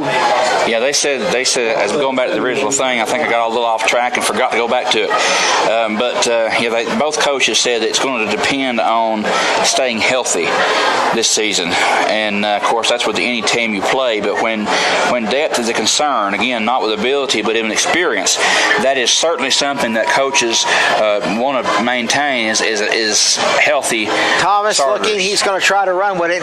He's going to get banged up at about the 6-yard line, so it's going to be 4th down, and so obviously there will not be another play running off, I don't believe, and Bledsoe County will just basically call it a day here. That's going to be it. That's going to be it here as Bledsoe County loses tonight 31-10 over Marion County. Their 2-game win streak over the Warriors of Marion County is history. 10-10 at the half, but unfortunately Marion County scored 21 straight points to win tonight over Marion County. I'll see you guys. Bledsoe County, of course, it drops to 3-1 on the year. They're 0-1 in Region 3-2A, while Marion County wins their first region game of the year, and they remain undefeated. So I'm going to say right now, Bradley, your final words on this subject. Well, I'll tell you right now, Marion County came in here, and they are a pretty good ball club, and Bledsoe County was nose to nose with them all the way to the second into the second half, and just 21 unanswered points certainly makes a big difference when you close a game out. Marion just had the beef on the line and wore Bledsoe out, and got tired in the 4th. And that's what happened. That's football. I mean, that's injuries didn't help us any. Injuries did not help matters at all. I mean, the big breaks, we just didn't get them. And Marion scored on some two big home run plays, one to start the second half and one at the very beginning of the game. So, I mean, those are big deals. But here you have a good Marion County team. They're going to probably go on to do great things as well. And Bledsoe County, hey, it's just one loss. It's just one loss in the region. It's not over. It's not over by any means, and with the fact that Marion still has to play Meigs at the end of the season.